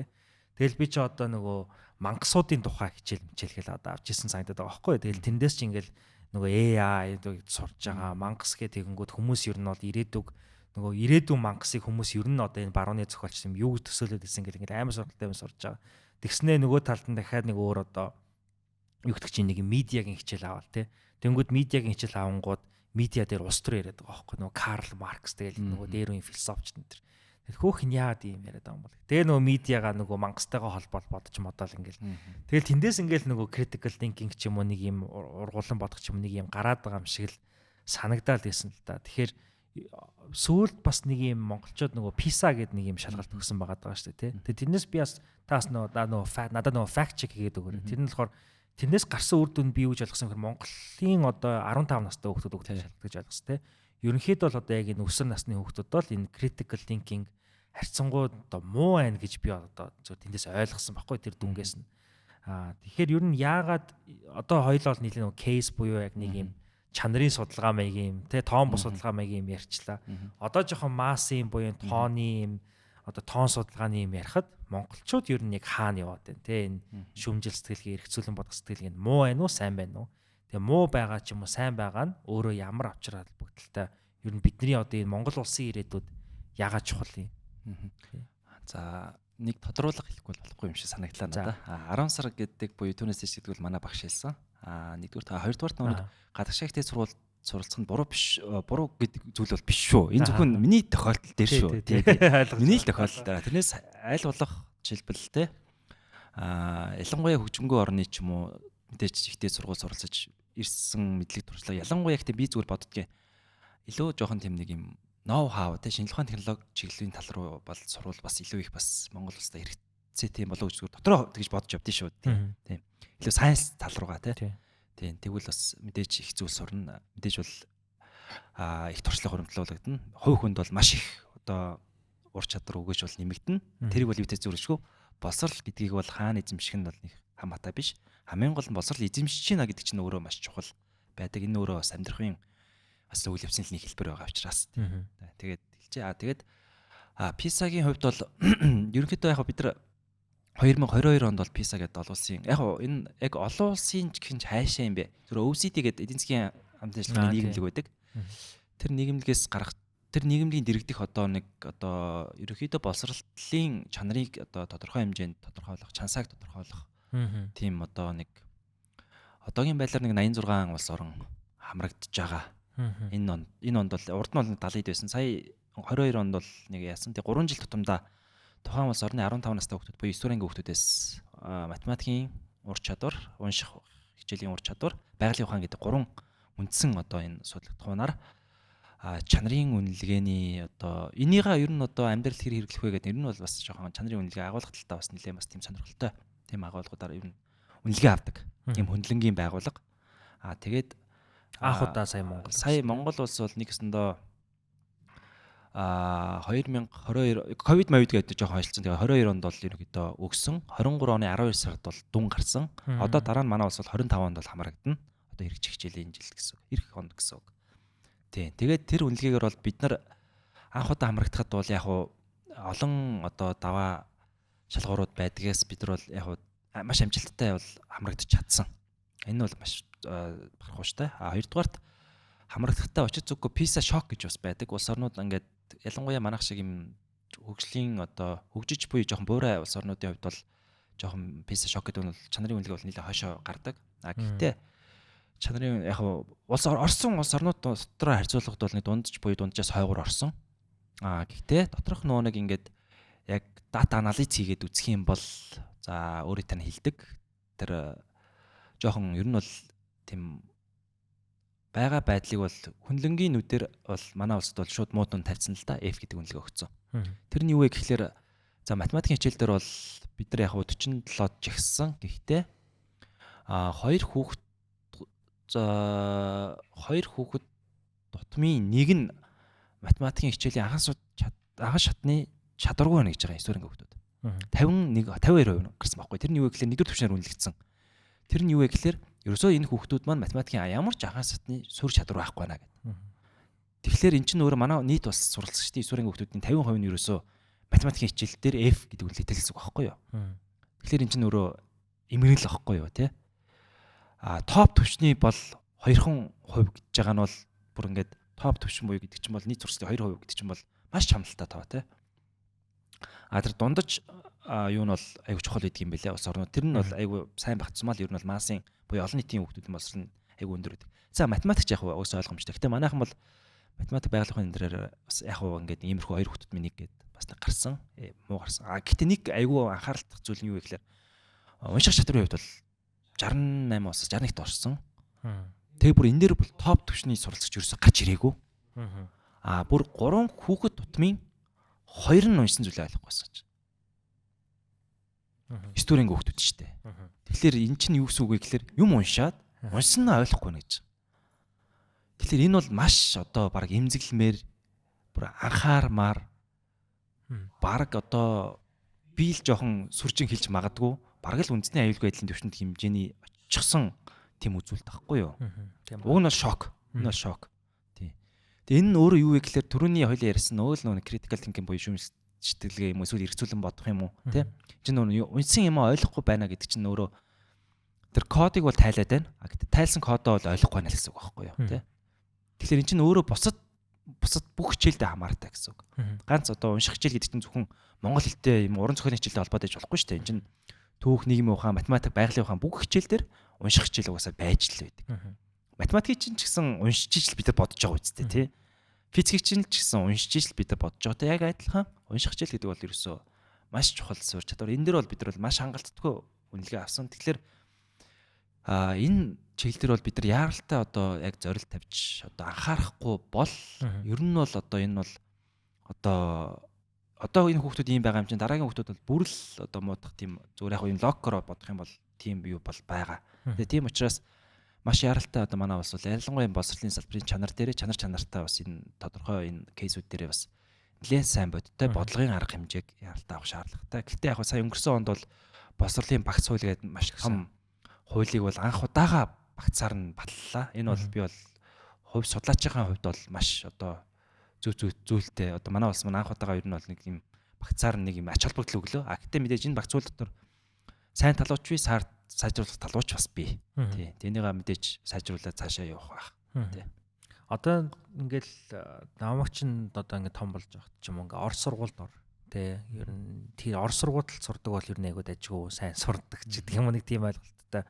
Тэгээд дараа нь бас Америкт очингууд чи гайгүй ах уу орос школтой Монгол хүүхдүүд ч угаасаа орос школтой юм чинь одоо Америк хүүхдүүдээс тутахгүй сайн сурчин мурчин гэлээд гэсэн байхгүй. Тэгсэн мөртлөө би чи яг нөгөө тэр 9 дугаар ангийн математикийн ямар ч чадваргүй байх гэдэг хүүхдүүдийн л адил байсан байгаа байхгүй. Тийм болохоор тэр чигтэл би Америкт очиад одоо тэр calculus, calculus тэр бүх математик хичээлүүдээр бүгдэн дээр нь л унж исэн ер нь бол яаж игээл баг нэг CD авал тэгэл би арай ч F аваа гумдаа гээл өнгөрдөг. Тэгээ одоо яах вэ гээл ингээл байж идэг. Тэг яг үннийг хэлэхэд тэгэхээр яг би зөвөр энийг би яагаад хэлж байна гэхээр бидний н одоо юу гэдэг эцэг эхнэр ч юм уу ер нь бол миний үе ч гэсэн ялгаагүй манай боловсролын системийг сайн л гэж бодсоор яваад байгаа байхгүй яагаад гэхээр бид чи IQ сайтай боловсрол нь орос школтой ер нь дайжгүй ингэж ойлгоод идэг физик хим энтер нь бол бүр айгүй мундаг зундаг гэл тий. Тэгэхээр энэ ойлголт буруу юм уу? Ер нь тэгээ яагаад бид нөгөө F-дүн аваад байгаа? Яагаад тэр 3 хүүхдийн 2 нь уншсан юм ойлгохгүй. Одоо би нөгөө сэтгүүл зүйн салбарын хүн чинь жоохон айж штэ тий. Одоо ирээдүйд бидэд баг уншигч байх нь уу тий. Бидний бичсэн юмыг хийж байгаа контентийг хүн ойлгох нь уу гэдэг асуудал дээр баг тулаад байна гэж л ойлгоод байгаа байхгүй. Яг одоо нэг боловсрол гэдгээ бид нар яг юу гэж ойлгох вэ гэдгээс л ер нь шалтгаалж байгаа юм. Диплом уу тий. Одоо юу юм? За би одоо зүгээр өөрөөс чинь асууя л та. Өөрөө ерөнхий боловсролтой юу? Тий. За юугаар батлах юм? Дипломоор аттестат гэдэг лөө. Дипломоор батлах юм тий. Диплом дээр нь юу гэдгээ? Дүн байгаа. Хичээлийн дүн байгаа юу? Тий. За тэгвэл би хичээлийн тэр хичээлүүдийн чинь би шалгалт авъя одоо. Аха. Тэр дүнгуудтэй хүрэх болов? Үгүй. Тэр бол тэр чи хэдэн хичээлж байгаа. Тий. Тэгэхээр дахиад би асуу эргээд. Тэгээд бүрэн дүнд боловсралтай юу? Яг боловсралтай л гэж бодож л явдаг шүү дээ. Тий. Бага тий. Аха. Мэдээж боловсралтай. Гэтэ бид нар чинь нэг ингээд боловсролыг диплом дүн гэдэг нэг юм баталгаажуулж штэ тий. Уг нь бол эн чинь нэг тийм баталгаажуулаад байгаа юм биш л те. Тэр дүн ч нэх ямар байх нь ч нэх хамаарал бол их байхгүй. Гол нь юу гэхээр хүмүүс нэг ингэж бодоод байдаг. одоо ч гэсэн ялангуяа энэ сүүлийн үед гарч ирж байгаа. Би энэ үгнээс бүр ингээд үнэхэрийн аллергитэй. Одоо аллерги гэдэг бол одоо Монгол харшилтай. Энэ үгнээс бол амар харшилтай. Боловсрал яах вэ? Хүн байх нь чухал, хүмүүжлтэй байх нь чухал гэх. За би энэ үгийг бол үнэхээр үзэн яддаг. За бүр шулуух хэлчихье. Тийм. Боловсралтай боловсрал бол яах вэ? Эхлээд хүн байх чухал, хүмүүжлтэй байх. Үгүй мэдээж чухал. Гэтэ боловсралгүйгээр яаж хүн байдгийг. Энэ чинь хүн байх, хүмүүжлтэй байх гэдэг чинь боловсролын агуулгаар дамжуулж хийдэг одоо хүн төлөвшдөг байхгүй юу? Тэрнээс хүн болгоно чи сайн хүн болоорой гэд хичээл орчих юм бол тэр хүн сайн болох уу? Энэ чинь өрөөсгөл асуудал тий. Тэгээ ялангуяа хүн байх одоо хүмүүжлтэй байх гэдэг энэ чинь ялангуяа гэр бүлийн орчинд бол гэр бүлийн одоо эцэг их энтрийн одоо бараг тэр одоо юу гэмдэ хүүхдээ чиглүүлж байгаа барьж байгаа зүйлүүд бол гэр бүлийн хүрээний чинь орчноосоо авдаг тодорхой хувийг нь сургууль дээрээсээ хичээлээрээ дамжуулж авдаг зүйл байхгүй юу? Ялангуяа жишээ нь одоо багшийнхаа өгсөн үүрэг даалгаврыг цаг тухайд нь биелүүлдэг тий үгэнд нь ордог сууж сурсан юм уншиж сурсан суугаад сурсан ийм хүүхдүүд нэх айхтар муу хүмүүжлтэй байх нь бол юу л бол тий ер нь бол эсрэгээрэл байдаг шүү дээ. Яг мэдээж цөөн хитэн тохиолдол төр бол байх нь байдаг. Гэтэл дийлэх олонх одоо ер нь зарим бас нэг тэгдэж шүү дээ. Манай анги онц орлоготонгууд тухайн үед хуулдаггүйсэн гарууд одоо хаана юу хийж явж байгаа мовж байгаа тийм постууд яваад байдаг тий. Сайн явж байгаа. Дийлэх олонх сайн л явж байгаа. Сайн сургуульд орсон байж таараа. Сайн сургуульд орсон бол сайн мэрэгжил эзэмсэн байж таараа. Сайн мэрэгжил эзэмших юм бол сайн өндөр орлого олж таараа. Сайн л явж байгаа. Цөөхөн хэд нь яг мэдээж гандж гундаад хүний амьдралын юугаар байлгүй л яг тэр чинь кейс бол янз бүрийн байна. Гэтэ дийлэх олох нь сайн л явж байгаа. Ер нь бол. Тийм. Тэгэхээр боловсрал гэдэг бол маш чухлаа. Юу тэр хүмүүжил энэ гэдэг чинь боловсралаас салгаж явдаг ойлголт ч биш. Тэ? Энэ боловсрал хүмүүжил гэдэг юм чинь яг л цухтай байдаг зүйл. Тэ хүмүүжхийн тулд боловсрал бас олж авдаг. Боловсрохын тулд бас хүмүүжилтэй бас яадаг. Юмны хоёр тал واخгүй. Нэг нөгөөгүйгээр төсөөлхийн арга байхгүй. Тэгэхээр маш чухал одоо хэрэгцээтэй. Гэхдээ өнөөдөр бид нар боловсролыг яг юу гэж ямар төвшөнд манайхан ойлгоод байна гэхээр математикийн томьёо цээжилснээр одоо нөгөө интеграл нөгөө дифференциал тэгштгэл нөгөө 7 томьёо миний амьдралд яаж хэрэг болоод байгаа юм бэ гэж хүмүүс яриад байдаг. Уучлаарай тэр чинь хэрэг болохгүй. Тэр та архитектор юм уу те? Та эсвэл инженер болохгүй бол тэр дифференциал тэгштгэл тэр нэг интеграл та тооцоолон бодох ямар нэгэн алгоритм хийхгүй юм бол энэ таны энэ одоо юунууд геометрийн агуулгууд ч гэсэн те ямар ч хэрэг байхгүй.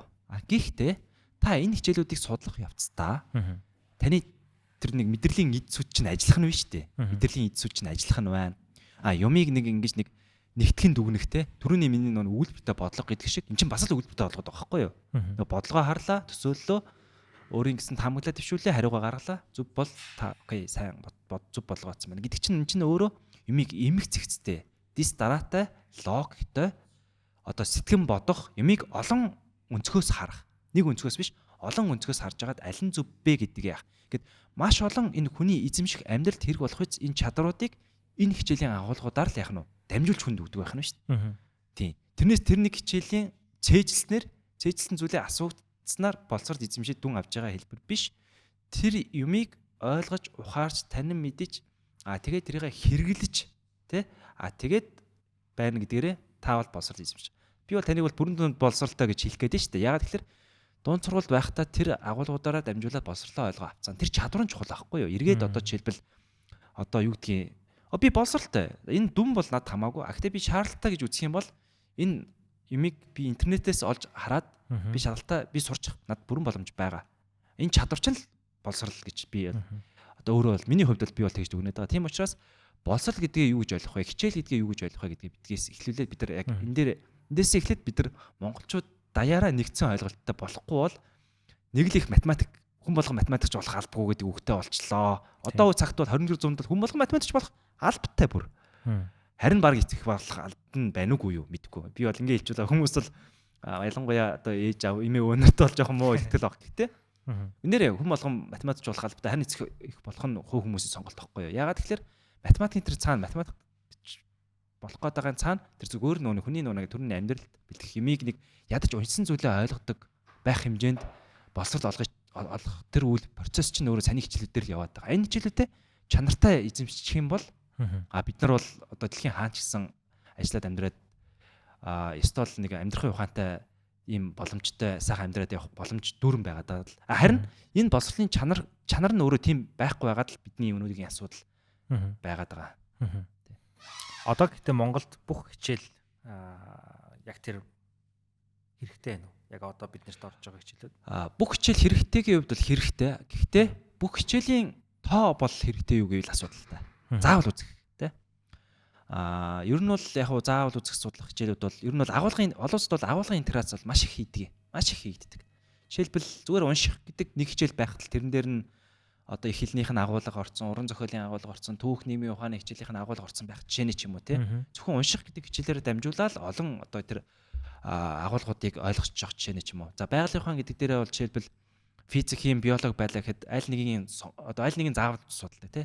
Гэтэ сонгож физик нэм үү, хими нэм үү, биологи нэм үү. За физик нэг юм бол хим, биологийн сонголтоороо үлддэг. Би дараа нь сонгож болно гэдэг ч юм уу тий. Тэгэхээр өнөөдөр судалж байгаа 17 8 төрлийн хичээл ингээд заавал судална гэд бүх хүүхдэд оруулчихаар нэгдүгürt нөгөө нэг хичээлд ногж байгаа цаг нь багасаад эхэлж байгаа. Хоёрдугаар цаг багасаад эхлэхээр орж эхэлж байна гэж чинь хүртээмж чанартай боловсрол эзэмших хугацаа багасаад эхлэхээр хүртээмж чанарын хувьд асуудал гарч ирж байна. Гуравдугаарт тэгээ олон эмийг ингэж оромдож явахаар яг одоо тусгайлсан гол заавал үндсэн суур тэр чадруудыг эзэмших тэр одоо ч яг цогц чадамж гэж яриад байгаа. Тэр цогц чадамжийг эзэмших агуулгуудаар дамжуулсан үндсэн гол хичээлүүдэд илүү олон цагаар үзэх юм бол нөгөө хүүхдэд нөгөө чадрууд нь жигнэсээ суuna л та.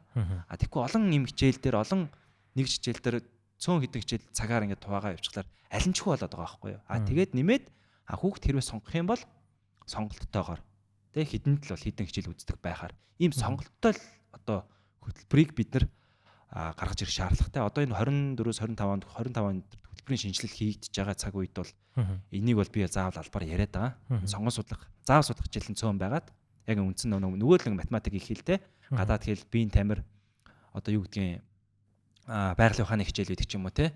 Тэгэл нэг одоо сүүлийн үед бол кодын буюу IT-ийн хичээлүүд бол заашгүй ордог болчлоо те. Ингээд ч юм уу иймэрхүү нэг тэгээ уран зохиол хичээл гэдэг ч юм уу иймэрхүү нэг заашгүй судлах хичээлүүдтэй бол ингээд байж идэг.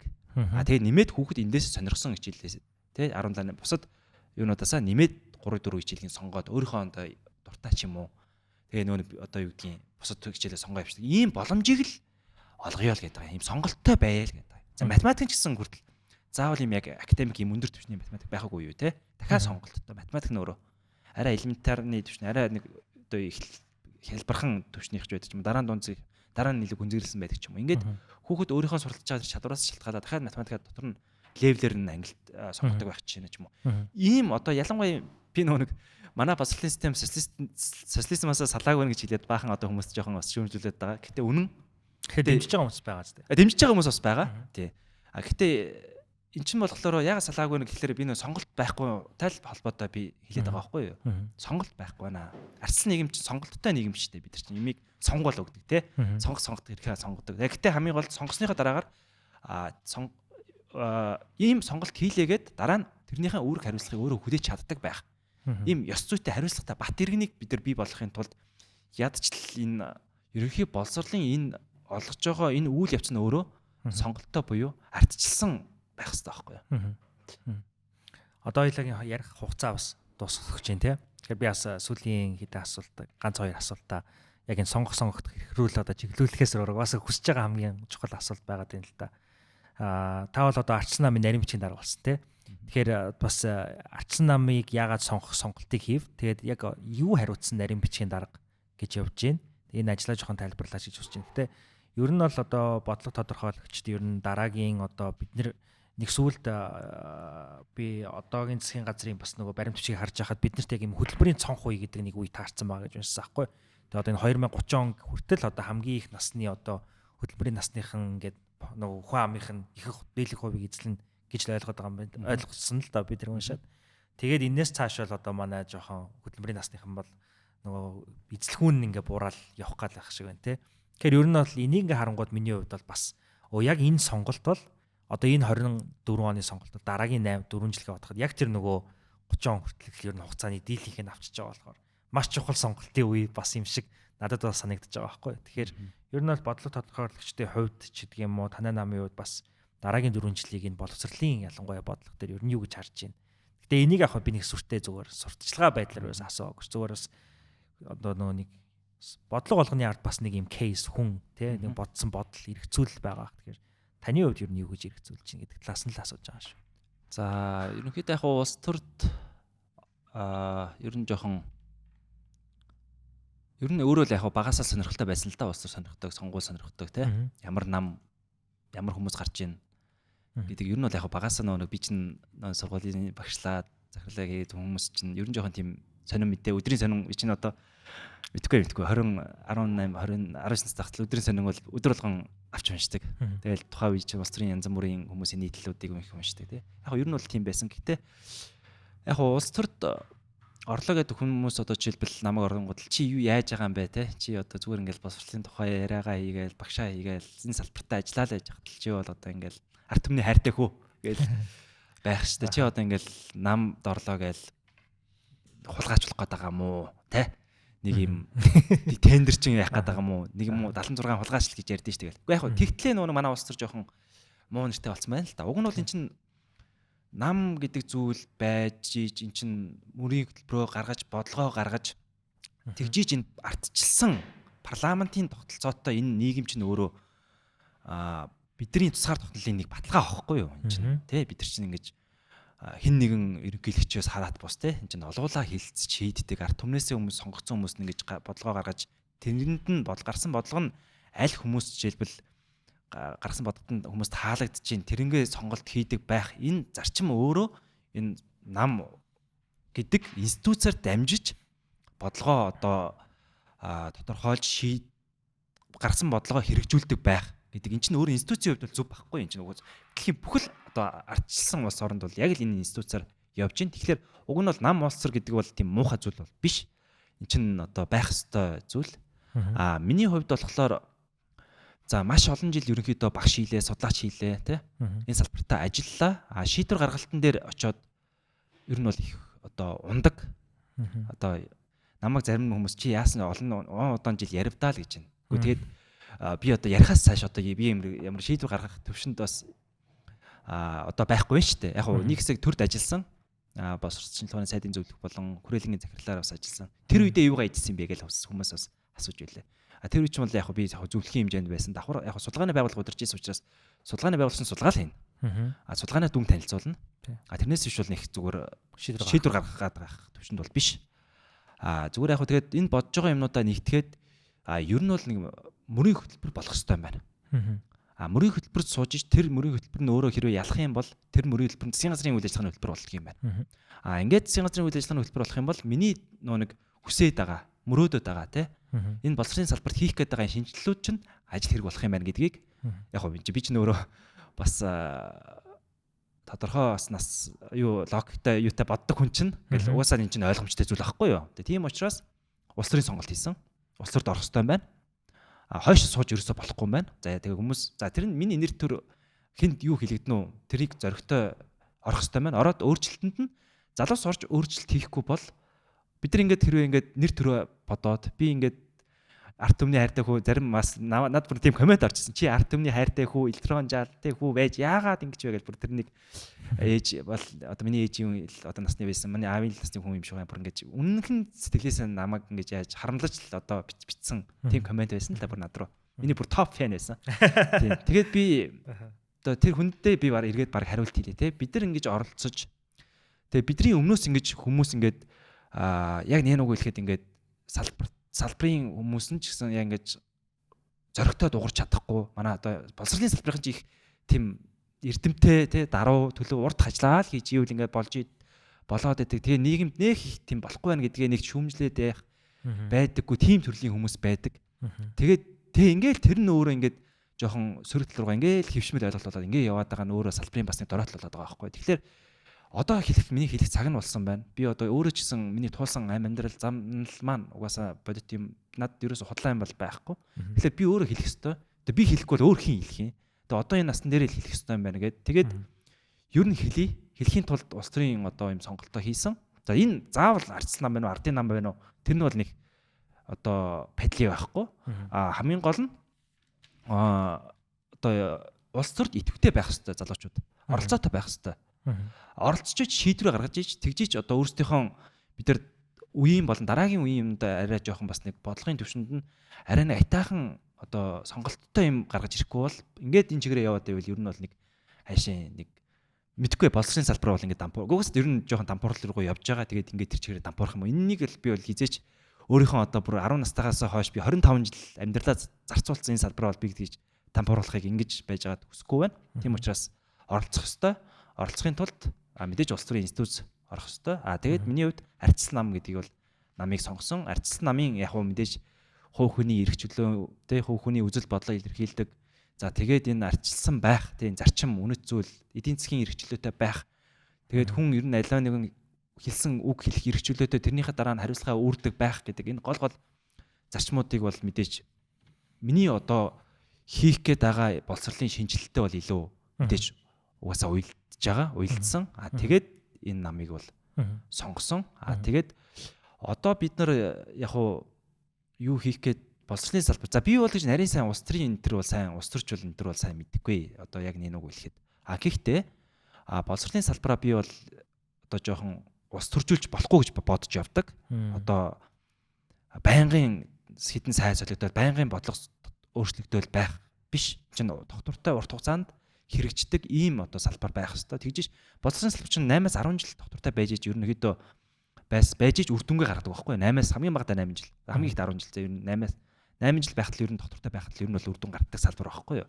Тэгээ тийм учраас энийг бол аль болох ус төржүүлэхгүй. Гэхдээ бодлого шийдвэрээ одоо гаргаад явахын тулд хэрэгжүүлэхийн тулд мэдээж улс төрийн арга замаар бол тэрийг бол хийн гэж одоо бодож явж байгаа. Тэгээд бид нар сая мөрийн хөтөлбөрөө боловсруулж одоо дуусаад аудит өгсөн байгаа. За мөрийн хөтөлбөрийн боловсрол шинжилгээний салбарын мөрийн хөтөлбөрийг бол би өөрөө ахалж одоо манай Ардчилсан намын даргын дэрэгдэх боловсролын зөвлөлгээд одоо манай инх мөнх сүндар за тэгэл үлзэн эрдэнэ орхон ихч гэл ер нь одоо дандаа парламент боловсрол эзэмсэн. Надаас бас дандаа мундаг их сургуулиуд одоо Оксфорд, Кембриж гэл сургуулиудад дандаа магистр, доктор, UBC доктор энэ хийж байгаа хүмүүс байгаа. Тэгээд зарим ч гэсэн дандаа энэ салбарт ажилладаг хүмүүс байгаа. Манай энэ зөвлөл маань бас бид нар хамтарч энэ боловсролын мөрийн хөтөлбөрөөс боловсруулж одоо бас бичсэн. Тэгээд энэ мөрийн хөтөлбөр маань одоо хэрвээ одоо аль болох амьдралтай, аль болох хэрэгч хүйц, аль болох сонголттой байх энэ зарчмуудыг бол бид нар баримталж бичсэн байгаа. Тэгээд ер нь бол яг уу тэгээд одоо альч одоо нам засаг юу төр гарлаач гэсэн ер нь бол яг уу хэрэгч хүйц байх тий хэрэг болоосоо л гэж. Энд чинь нэг манай нам гэхээс илүүгээр бид нар улс их орныхоо үндэстнийхээ төлөөл хийж байгаа ажил байхгүй. Энд чинь ардын намын хүмүүс гэж байхгүй, ардс намын хүмүүс гэж байхгүй. Энд чинь Монгол хүмүүс, Монгол хүүхдүүд гэж байгаа. Монгол хүүхдүүд гэдэг чинь ирээдүйд хэн болох вэ гэдэг иргэнэ бодлохын одоо бодлогоо барих юм бол эн чинь үндэсний аюулгүй бол үндэсний эн чинь хөгжлийн асуудал байгаа тийм эн чинь улс их орны хөгжил гэвэл мэдээж хүний хөгжил ярьдаг.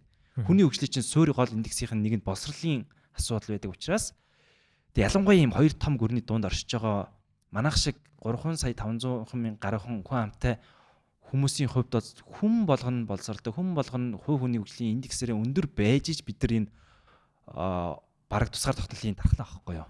Тэрнээс бид нар ямар дайн байлдаа цэрэг гаргаад бид нар ямар тусгаар тогтнолоо хамгаалж чадахгүйгээс хойш оюун санааны дархлаатай байж бид нар бол энэ хоёр том гүрний дундаа цааш таан удаан жил мэдээж оршин тогтнож амьдрна. Тэхийн тулд боловсрол бол маш чухал.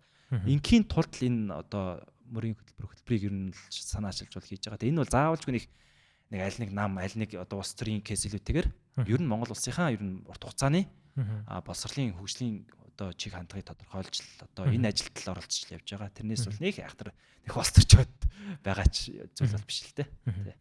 За баярлалаа. Хоёулагийн ярих цаг ер нь ингээд дуусчих шиг байна тий. Тэгээд бид танд сүүлийнхаа асуултыг одоо мөчийг л өгье гэж бодож байна. Тэрнээс өмнө бас бид цаг гаргаж өнөөдрийн манай подкастт оролцож байгаад маш их баярлалаа. Тэгээд манай Сэхэтэн подкастын хамт олон бол ер нь сонгуульд өгч байгаа 2024 онд их чухал одоо хариуцлагатай он жил гэж хүмүүс хэлдэг шүү дээ. Тийм он жил гэж харж байгаа тий. Тэгээд хамгийн гол онцлог нь бол угаасаа 76 биш 126 хүн хэдүүлээ энэ жил сонгогч байгаа болохоор бас илүү олон төлөөлөл, илүү олон талт хүмүүс бас энэ одоо парламентод ороосоо гэж яг залуу хүний хувьд бол жишээ нь айгүй хөнгөсөж байгаа тий. Тэр ч утгаараа бас одоо энэ залуу хүмүүсийг сонгохын тулд өөрсдийнхөө бодож байгаа бодлогыг бас одоо танаар ч юм уу, таны намынхнаар ч юм уу дамжуулж хүргэхийн тулд илүү олон залуучуудад саналаа өгөх хэрэгтэй юм л да. Тэгэхээр миний хамгийн зөвөр сүлд нь асуумаар байгаа зүйл нь сүүлд International Republican Institute-ийн нөгөө юу судалгааг харж байхад хамгийн анх удаа бол залуучуудаа сонголоо ер нь гайгүй өгөөд гинэ. Нэг 18 хүрчээд 20 19 20-той хүмүүс л. Тэгээ хоёр дахь сонгуулиас оролцох нь бол Монгол улсад ялангуяа маш их буурж байна гэд тэгж байгаа юм байна л да. Тэгэхээр ер нь бол ягаад Монгол залуучууд энэ сонгогдох эрхээ ер нь одоо бусад үеийнхэнтэйгээ харьцуулахад бага идлээд байна гэж таны хувьд бодож байна. Тэгээ таны хувьд бас ямар уриалга энэ залуучуудад байна? Манай подкастыг олон залууч сонсож байгаа гэхэд энэ асуулт маань одоо миний сүүлийн асуулт.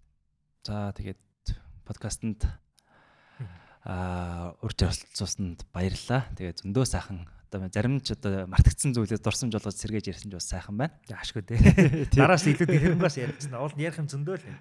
Тий. Бас ингээд өөрийнхөө бас буцаад хүүхэд насаараа бас их гоё аяллаа. Тэгээд эргээд одоо саяны ингээд өнөөдрийн ярилцлаганд орсноороо илүү миний хувьд зүгээр хуу хүнийхээ хувьд улс төрийн сонголт хийгээд явж байгаад илүү их урам зориг орлоо. Тий. Тэгээд урам зориг нь улам илүү их нэмэгдлээ. Ягаад гэхээр анх хүүхэд байхаасаа эхлүүлээд тэр хийж исэн ажил, ээжтэй тусалж исэн тэр үйл явц, тэгээ сургуулийн соёлын асуудал, дараа нь судалгааны байгууллага ингээд бүх процессыг ингээд яваад ирсэн өнөөдрийг хүртэл ингээд алдаж онож явсан үе маань бол нэг би бол их буруу замаар бол яваагүй юм байна. Харин ч одоо илүү цаашид хийх ажилд маань илүү их тийм урам зориг, дэм одоо болж байгаа юм одоо тийм зориг надад одоо өөрийнхөө тулсан донд өөрөө уяраад гэдэг шиг. Өөрийнхөө тэр ямаа яриад эргээд сэргээ саасан чинь нэргээд яг зүгээр тийм зоригтой боллоо. Улам илүү зоригтой боллоо. Тэгээд тийм учраас залуучуудыг ч гэсэн ер нь бол улс их орондоо хувь заяандаа өөрсдөө эзэн байгаа ч ил гэж бас уриалмаар байна. Тэгээд тэр сонгуул гэдэг чинь бол одоо би бол яг мэдгүй байнгын л 4 жилдээ сонгуул бол заавал өгдөг. Гэтэ яг залуучууд мэдээж яг тэгэл хинж гарсан ялгаагүй л ямар ч гарсан юм ялгаагүй гэж бас дотроо бодож иж магадгүй. Гэхдээ уучлаарай сонгуулаа өгчөөд тэгээд дараа нь юм ярьдаг бол зүгээр ахгүй юу те. Ер нь бол одоо хувь заяанда эзэн байх эрх нь одоо энэ сонгуулийн үеэр л ирдэг. Тэгэхээр илүү их оролцоотой байгаасаа тэгээд заавал ардын намж юм, арилсан намж юм уу те. Ер нь аль нэг нам кейс илүүтэйгээр би бол намыг одоо уриалмааргүй байна. Зүгээр сонгуультай эцэгтэй залуучууд оролцдог байгаасаа. Ядаж эрдсэн байгаасаа. Тэгжиж энэ улс их орон ч өөрсдөө бид нар залуу орон баггүй юм. Бид нар ч одоо залуучууд их голхмаас эцэг залуучуудын орон баггүй юу. Тийм учраас бид нар өөрсдөө одоо ингэж энэ оролцоотой би зүгээр юу хэл залуусын тэр юу хэлээгүй шүү. Идэвхийг хэлээгүй шүү. Оролцоо шүү бүр оролцох хэвээр. Бүр сонгуул өгөх биш. Бүр намд орох хэвээр бүр. Тэ аль нэг нь нам хамаагүй. Намд орж улс төрийн энэ ажилд оролцох хэвээр байхгүй юу бүр. Тэгээ бүр ингэж тодорхой одоо эрхийн нийтлээд хариуцлах нь үүрдэг байх. Ийм оролцоог би бас ярьж байгаа. Тийм учраас энэ сонгуул өгөх гэдэг нь бол бүр анхан шатны зүгээр зүйл. Тэгээ тийм учраас сонгуульд идэвхтэй оролцоороо. Дээрэс нь улс төрд идэвхтэй оролцоо нь нэмэгдээсэ байх оролцоо. Тэгэд ер нь бол бас нэг ийм үе бас ер нь бол бас солигдох ч юм уу. Тэг нэг одоо арчлын 130 хэдэн жил өнгөрлөө. Дараагийн бас бид тэргээл хүмүүс бас улс төрчд ярьж байна. Ер нь бол бас ингээд хувь заяанд эзэн байх байчаад бид нар дараа нь өөрсдөө бас нэг жоохон одоо юу гэмдэ сайлах молох тухай ярихгүй бол өөрсдөө юмнаас хойшоо суучаад өөрсдөө тэрэндээ оролцохгүй байчаад тэгээд юмыг шүүмжлэх шиг амарх юм байдаггүй. Юмыг те гар усны цаанаас юм уу комент бичих шиг амарх юм зүйл бол байдаггүй. Орцсон хойноо ороод тэр үйл хэрэгт орооцолтож юмыг үзчихэд тэгээд дараагаар нь би ингэж ажил хийж явсан шүү. Би ийм оролцож явж байгаад ингэсэн шүү гэдэг ядаж дараа нь хэдэн жилийн дараа те өөрөө нэг 50 60-наас хүрчээд би ингэжсэн шүү гэдэг харамсахгүйгээр амьдрах хэрэгтэй гэж би бодож чинь. Тэгээд зүгээр яг боловсролын салбараа би одоо нэг багш боловсролын судлаачгүй учраас боловсролын салбараа би бол одоо авмаар байна.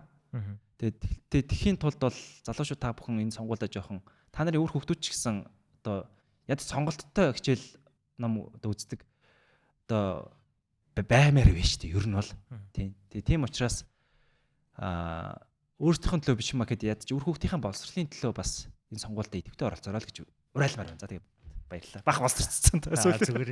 Харин ч илүү улс төрчмөр л байна. Тэгэхээр дараагийн удаа магадгүй манай подкастын хамт олон бол мэтгэлцэн бас нэлийн янзаар хиймээр байгаа тий. Одоо таны нөгөө намын одоо өрсөлдөгч намын гэх юм да. Мэдээж олон өрсөлдөгч нам байгаа. Бат найрамд л гээд ах одоо нарийн бичгийн дарга тий. Танай намын бас нөгөө хуучин одоогийн дарга хуучин боловсролын сайд Ган Төмөр даргаыг бол одоо янз бүрээр л нөгөө нэг мэтгэлцээ энэ дуудаал тий. Ингээл ийм минут нэлээд болж ин тэгэхээр ийм мэтгэлцээнүүд яг үндэ бас залуучууд хармаар байгаа. Гэхдээ мэдээж хэрэг одоо хин хинтгээ мэтгэлцэх вэ гэдэг нь бас өөр асуудал болох л та.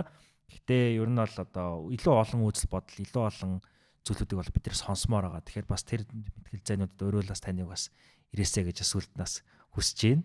Тэгээд таны хэлснээр өөр намд орох, аль намд нь орох нь бол хамаагүй. Гэхдээ хамгийн гол нь идеологтой, тэ үзэл бодолтой, оролцоотой байгаасаа гэж таны хүсэж байгаа гэж ер нь ойлголоо. Тийм болчихоос бас энэ чухал урайлгыг төвшүүлсэн танд баярлалаа. Тэг өнөөдрийн урилгыг хүлээж авсан ярилцсанд маш их баяртай байна. Тэгээд эргээд дахиад уулзна гэж найдаж байна тий. За урилгыг хүлээж авлаа. Баярлалаа. Баярлалаа. За бас thank you сүлдээ. За баярлалаа. Hey guys, Skeleton podcast-ийн хамтран хөтлөгч цогт бэлгүүн дээр байна. За тэгээд магадгүй та бүхэн зарим мэдэх бах би бол манай баг хамт олон Үнэн News гэдэг хэвлэл мэдээлэл хэрэгслийг бас ажилуулдаг, тайлбарлах сэтгүүлзэн. За тэгээд манай Үнэн News л Skeleton podcast маань Skeleton podcast-ийн хамт олон маань энэ 2024 оныг бол маш чухал жил гэж бол харж үзэж итгэж байгаа. Тэгээд яагаад гэвэл мэдээж 24 он бол сонгуулийн жил. Зөвхөн Монгол улсад гэлтгүү дэлхийд даяар маш олон улс орнуудад сонгуул явагдана. Тэр ч утгаараа энэ жил биднэрт ярих одоо маш олон асуудлууд байна, хүндэх маш олон сэдвүүд байна. За ярилцах маш олон хүмүүс байна. Тийм болохоор бид нэр Skeleton podcast-аар дамжуулаад намайг сонсооч гэдэг юм Skeleton podcast-ийн булан болон эхлүүлж байна. За хамгийн ихний одоо зочноор бол электрон жаалгачтай инх бүр ах жишээ нь оролцсон ба. Тэгэхээр бид нар яагаад намайг сонсооч гэж нэрлэж байна гэхээр одоо зөвхөн энэ зочин дээр зөв жишээ аваад ярихад инх бүр гэдэг энэ ахын цаана ямар асуудлууд байна гэдгийг энэ асуудлуудыг сонсооч гэдэг ийм одоо зорилготой байна. Тэгэхээр инх бүр гэдэг ахыг одоо сонсонгоо боловсролын асуудлыг сонсооч тийм ээ. Боловсролын тэгш бус хүртээмжийн асуудлыг сонсооч гэдэг юм уу. Арчлал идэвхтэй одоо сонгуульд идэвхтэй оролцохоос гадна улс төрийн оролцоо өндөр байх хэрэгтэй гэдэг энэ асуудлыг сонсооч гэдэг юм уу. Тэгэхээр тэр үнээр дамжуулж одоо зөвхөн нөгөө нийгмийн тэр хүнийх нь түүх, тэр хүнийх нь амьдралын туршлагыг сонсоос гадна цаана байгаа асуудлуудыг хамгийн гол нь сонсооч гэдэг ийм зорилготой подкаст та гэж ойлгож байна. За тэгээ мэдээж хэрэг сонгуулийн жил болж байгаа ийм подкаст учраас бол бид нэр одоо магадгүй энэ 2024 оны сонгуульд Монгол улсад орон нутгийн болоод улсын хурлын сонгуульд те нэр дэвшигч нам эвслийн төлөөллүүдийг бас оролцуулна. За мэдээж хэрэг одоо bipartisan буюу айл ал талын хүмүүсийг бол тэнцвэртэй оролцуулах гэж одоо хичээж байгаа. Тэр ч утгаар хичээх болно. Тэр ч утгаар одоо Skeleton podcast-ийн дэргэд одоо энэ Үнэн News-ийн редакцийн хамт олон бас ажиллаж байгаа. Тэр одоо шалтгаан тэд байгаа. Тэнцвэртэй мэдээллийг өгөх зорилгоор гэхдээ бас зөвхөн одоо улс төртэй холбоотой хүмүүс оролцоод байх уу гэвэл үгүй ээ. Яагаад үг гэхээр улс төр гэдэг бол нөгөө хүн болгоны оролцох хэвээр хүн болгоны дуу хоолойгоо хүрэх хэвээр зүйл. Тэгэхээр иргэний нийгмийн төлөөлөл залуучууд тэ одоо бүхий л насны хүмүүс бүхий л одоо салбарын хүмүүс янз бүрийн хүмүүс одоо намайг сонсооч энэ асуудлыг сонсооч энэ асуудлыг анзаараач гэсэн олон зүйлүүд байх учраас хэн бугаач одоо энэ подкастад энэ болонд бол оролцох боломжтой. За тэр мөн та бүхнээс хүсэх зүйл нь бас подкастын доор комментээр хинтээ ярилцахыг хүсэж байна. Ямар асуудлыг хүндэх хүсэж байна гэдэг сэтгэлийн асуултыг хэрэг гэж хүсье. Ингээ подкаст руугаа үсэрцгээе.